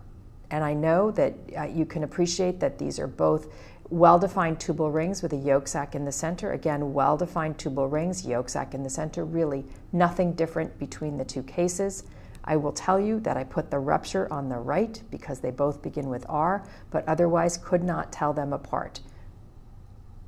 So, in conclusion, for tubal rupture is possible when there is no mass seen at all or when little or no free fluid is found, and there is no single appearance, including an intact tubal ring with a heartbeat, that can exclude fallopian tube rupture, and there is no lower level of HCG that excludes fallopian tube rupture. Just finishing up is the role of 3D imaging when you're attempting to make the diagnosis of an unusual ectopic. Don't forget to turn on the 3D and see if a rendered image might help you identify whether a pregnancy is located in a normal or abnormal location. It can be very useful to determine the difference between a tubal pregnancy, a cornual pregnancy, or just an asymmetric implantation. It can be useful in cervical implantations and with C-section implantations. Here's a patient with a retroverted uterus, fundus here, and you can see in the anterior portion of the lower uterine segment a large echogenic mass bulging the anterior contour of the uterus. And on the video clip, notice that there's a large gestational sac that extends up into the mid-portion, mid-body of the uterus, but yet also appears to involve the cesarean section scar. With color Doppler, we can see that there's quite a bit of flow to this implantation or early placental development area in the anterior lower uterine segment, so really no doubt that it's a C-section implantation. But look at the 3D rendered image. On the 3D rendered image, which we then rotate 90 degrees so that this is the anterior aspect of the uterus and this is the posterior aspect of the uterus, we can see that the gestational sac extends all the way out through the myometrium and that there's absence of myometrium from about here to all the way down to the cervix, and that the sac is completely splitting the serosa, or the periphery of the myometrium. Here's a different patient who came in at 5 weeks, and there was a possibility of a C-section implantation raised on this first transvaginal ultrasound. And we can see that the region of a C-section scar would be down around here, but there's a pretty good myometrial thickness there. And here's the gestational sac, which does seem to be implanted quite low in the endometrial cavity, with all of this decidualized endometrium up by the fundus. A week later, with a question of C-section implantation has been resolved. Here's the 3D rendered image of the uterus with the gestational sac seen in the center. And when we rotate this uterus, or this image, 90 degrees, just as we did in the other one, we can see that the sac remains in the center of the uterine cavity. And here's again the anterior myometrial wall, and we can see that it is intact. And there's a little bit of V-ing here in the region of the C-section scar, but the pregnancy is in no way implanted in that scar. And again, the follow-up grayscale was just as diagnostic, with the sac starting to climb higher up into the uterus and myometrium preserved in the region of the C-section scar. What about cornual implantations? Can 3D rendering help us with cornuals? Here's the patient here's the transverse view of the uterus, and we can see no gestational sac in the uterus. But when we go way up to the fundus, you can see the gestational sac is off to the right side, and it's hard to know whether the myometrium is intact out here or whether it is not. Is this a little bit of myometrium coming out around the outside? Close-up image video here shows that this is a live pregnancy, and the issue again, whether this is a cornual / interstitial implantation or whether it is a normal eccentric implantation. Lots of flow around the gestational sac. When we push on the sac, you can see that it does not separate off from the uterus, but the answer really is clear on the rendered view, where we can see that the endometrial cavity ends and this gestational sac is sticking far out into the side. It is indeed an interstitial or cornual ectopic pregnancy, and the myometrium is not intact over the top of it. Another patient, 6.5 weeks, possibility of a cornual implantation. This patient has a divided endometrial cavity seen on the video clip, so either a septate or bicornuate uterus based on the Grayscale, and the pregnancy way off at the right horn. On the 3D rendered view, we can see that we have a subseptate uterine configuration with a normal fundal contour. The endometrial cavity ends, and the gestational sac is seated way far out, and this is also a cornual implantation. Another patient with, again, nothing in the uterus, a gestational sac far out, this time on the left side, and then the 3D rendered image here, we see the gestational sac. Hard to know whether this is in or out of the uterus, and actually in this patient, back to the Grayscale, we were able to slide, using that other technique of pushing, we were able to slide the ectopic off and separate away from the uterus. And this was an interstitial pregnancy in the interstitial portion of the fallopian tube, very close to the wall of the uterus, but not an intramural, not located within the cornua of the uterus. So a tubal pregnancy, but very, very close to the uterus. One last case of a pregnancy in an abnormal location. This is a transabdominal image of the uterus. We can see that the uterus is anteverted and the fundus of the uterus is here. A little bit of maternal bladder here, and an abnormally shaped, very oval, elongated gestational sac in the lower uterine segment. There was no cardiac activity seen, although we do have an embryo there. And this was read as a spontaneous abortion in progress. The covering OBGYN put in a speculum and pulled out the presumed impending or SAB in progress products of conception and sent the patient home. The patient returned several days later with copious amounts of vaginal bleeding, and here's the ultrasound. And you can see that distending the region of the cervix at the level of the C-section scar is a massive fluid collection with motion indicating that there is active blood moving in this area. So this was either an AV malformation or just a large area of retained products with a saccular aneurysm created with the retained products / accreta. Patient went to interventional radiology for bilateral uterine artery embolization, and following that procedure had an enormous hematoma here set at the level of the cesarean section scar. And you can see the hematoma here transversely, a little bit of flow to one area of it, presumably this piece, with a little bit of still viable tissue here. So an attempt was made to now evacuate under ultrasound guidance to evacuate that large hematoma. And we can see the catheter sitting up at the top of the fundus, right smack through the middle of all of this material, and the majority of this material was removed successfully at the time of the procedure.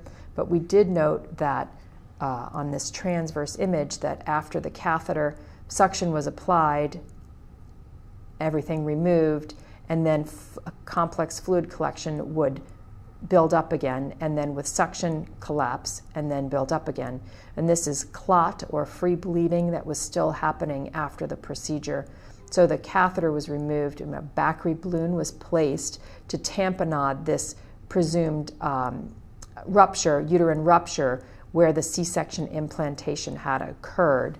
And this patient actually did quite well. After 24 hours, the balloon was removed. She stopped bleeding, and eventually the uterus did heal itself down in the region of the C-section scar. So be very careful with implantations that appear to be in the region of the C-section scar or in the region of a cervical pregnancy. And intervention is not indicated until the diagnosis is clear, and then with ultrasound guidance, with uterine artery embolization, and high consideration to injecting with KCl or methotrexate these abnormally situated pregnancies because of the high risk of bleeding. So in conclusion, transvaginal sonography continues to be the optimal method for the evaluation of ectopic pregnancy. Early diagnosis of ectopic pregnancy allows less invasive treatment options. When you're looking at a patient with a possible ectopic pregnancy, make sure you do a close evaluation of the endometrium, a close evaluation of the adnexa, try palpation, and try 3D. And most importantly, remember that follow-up imaging and HCG is the best management for a stable patient with pregnancy of unknown location. Thank you very much.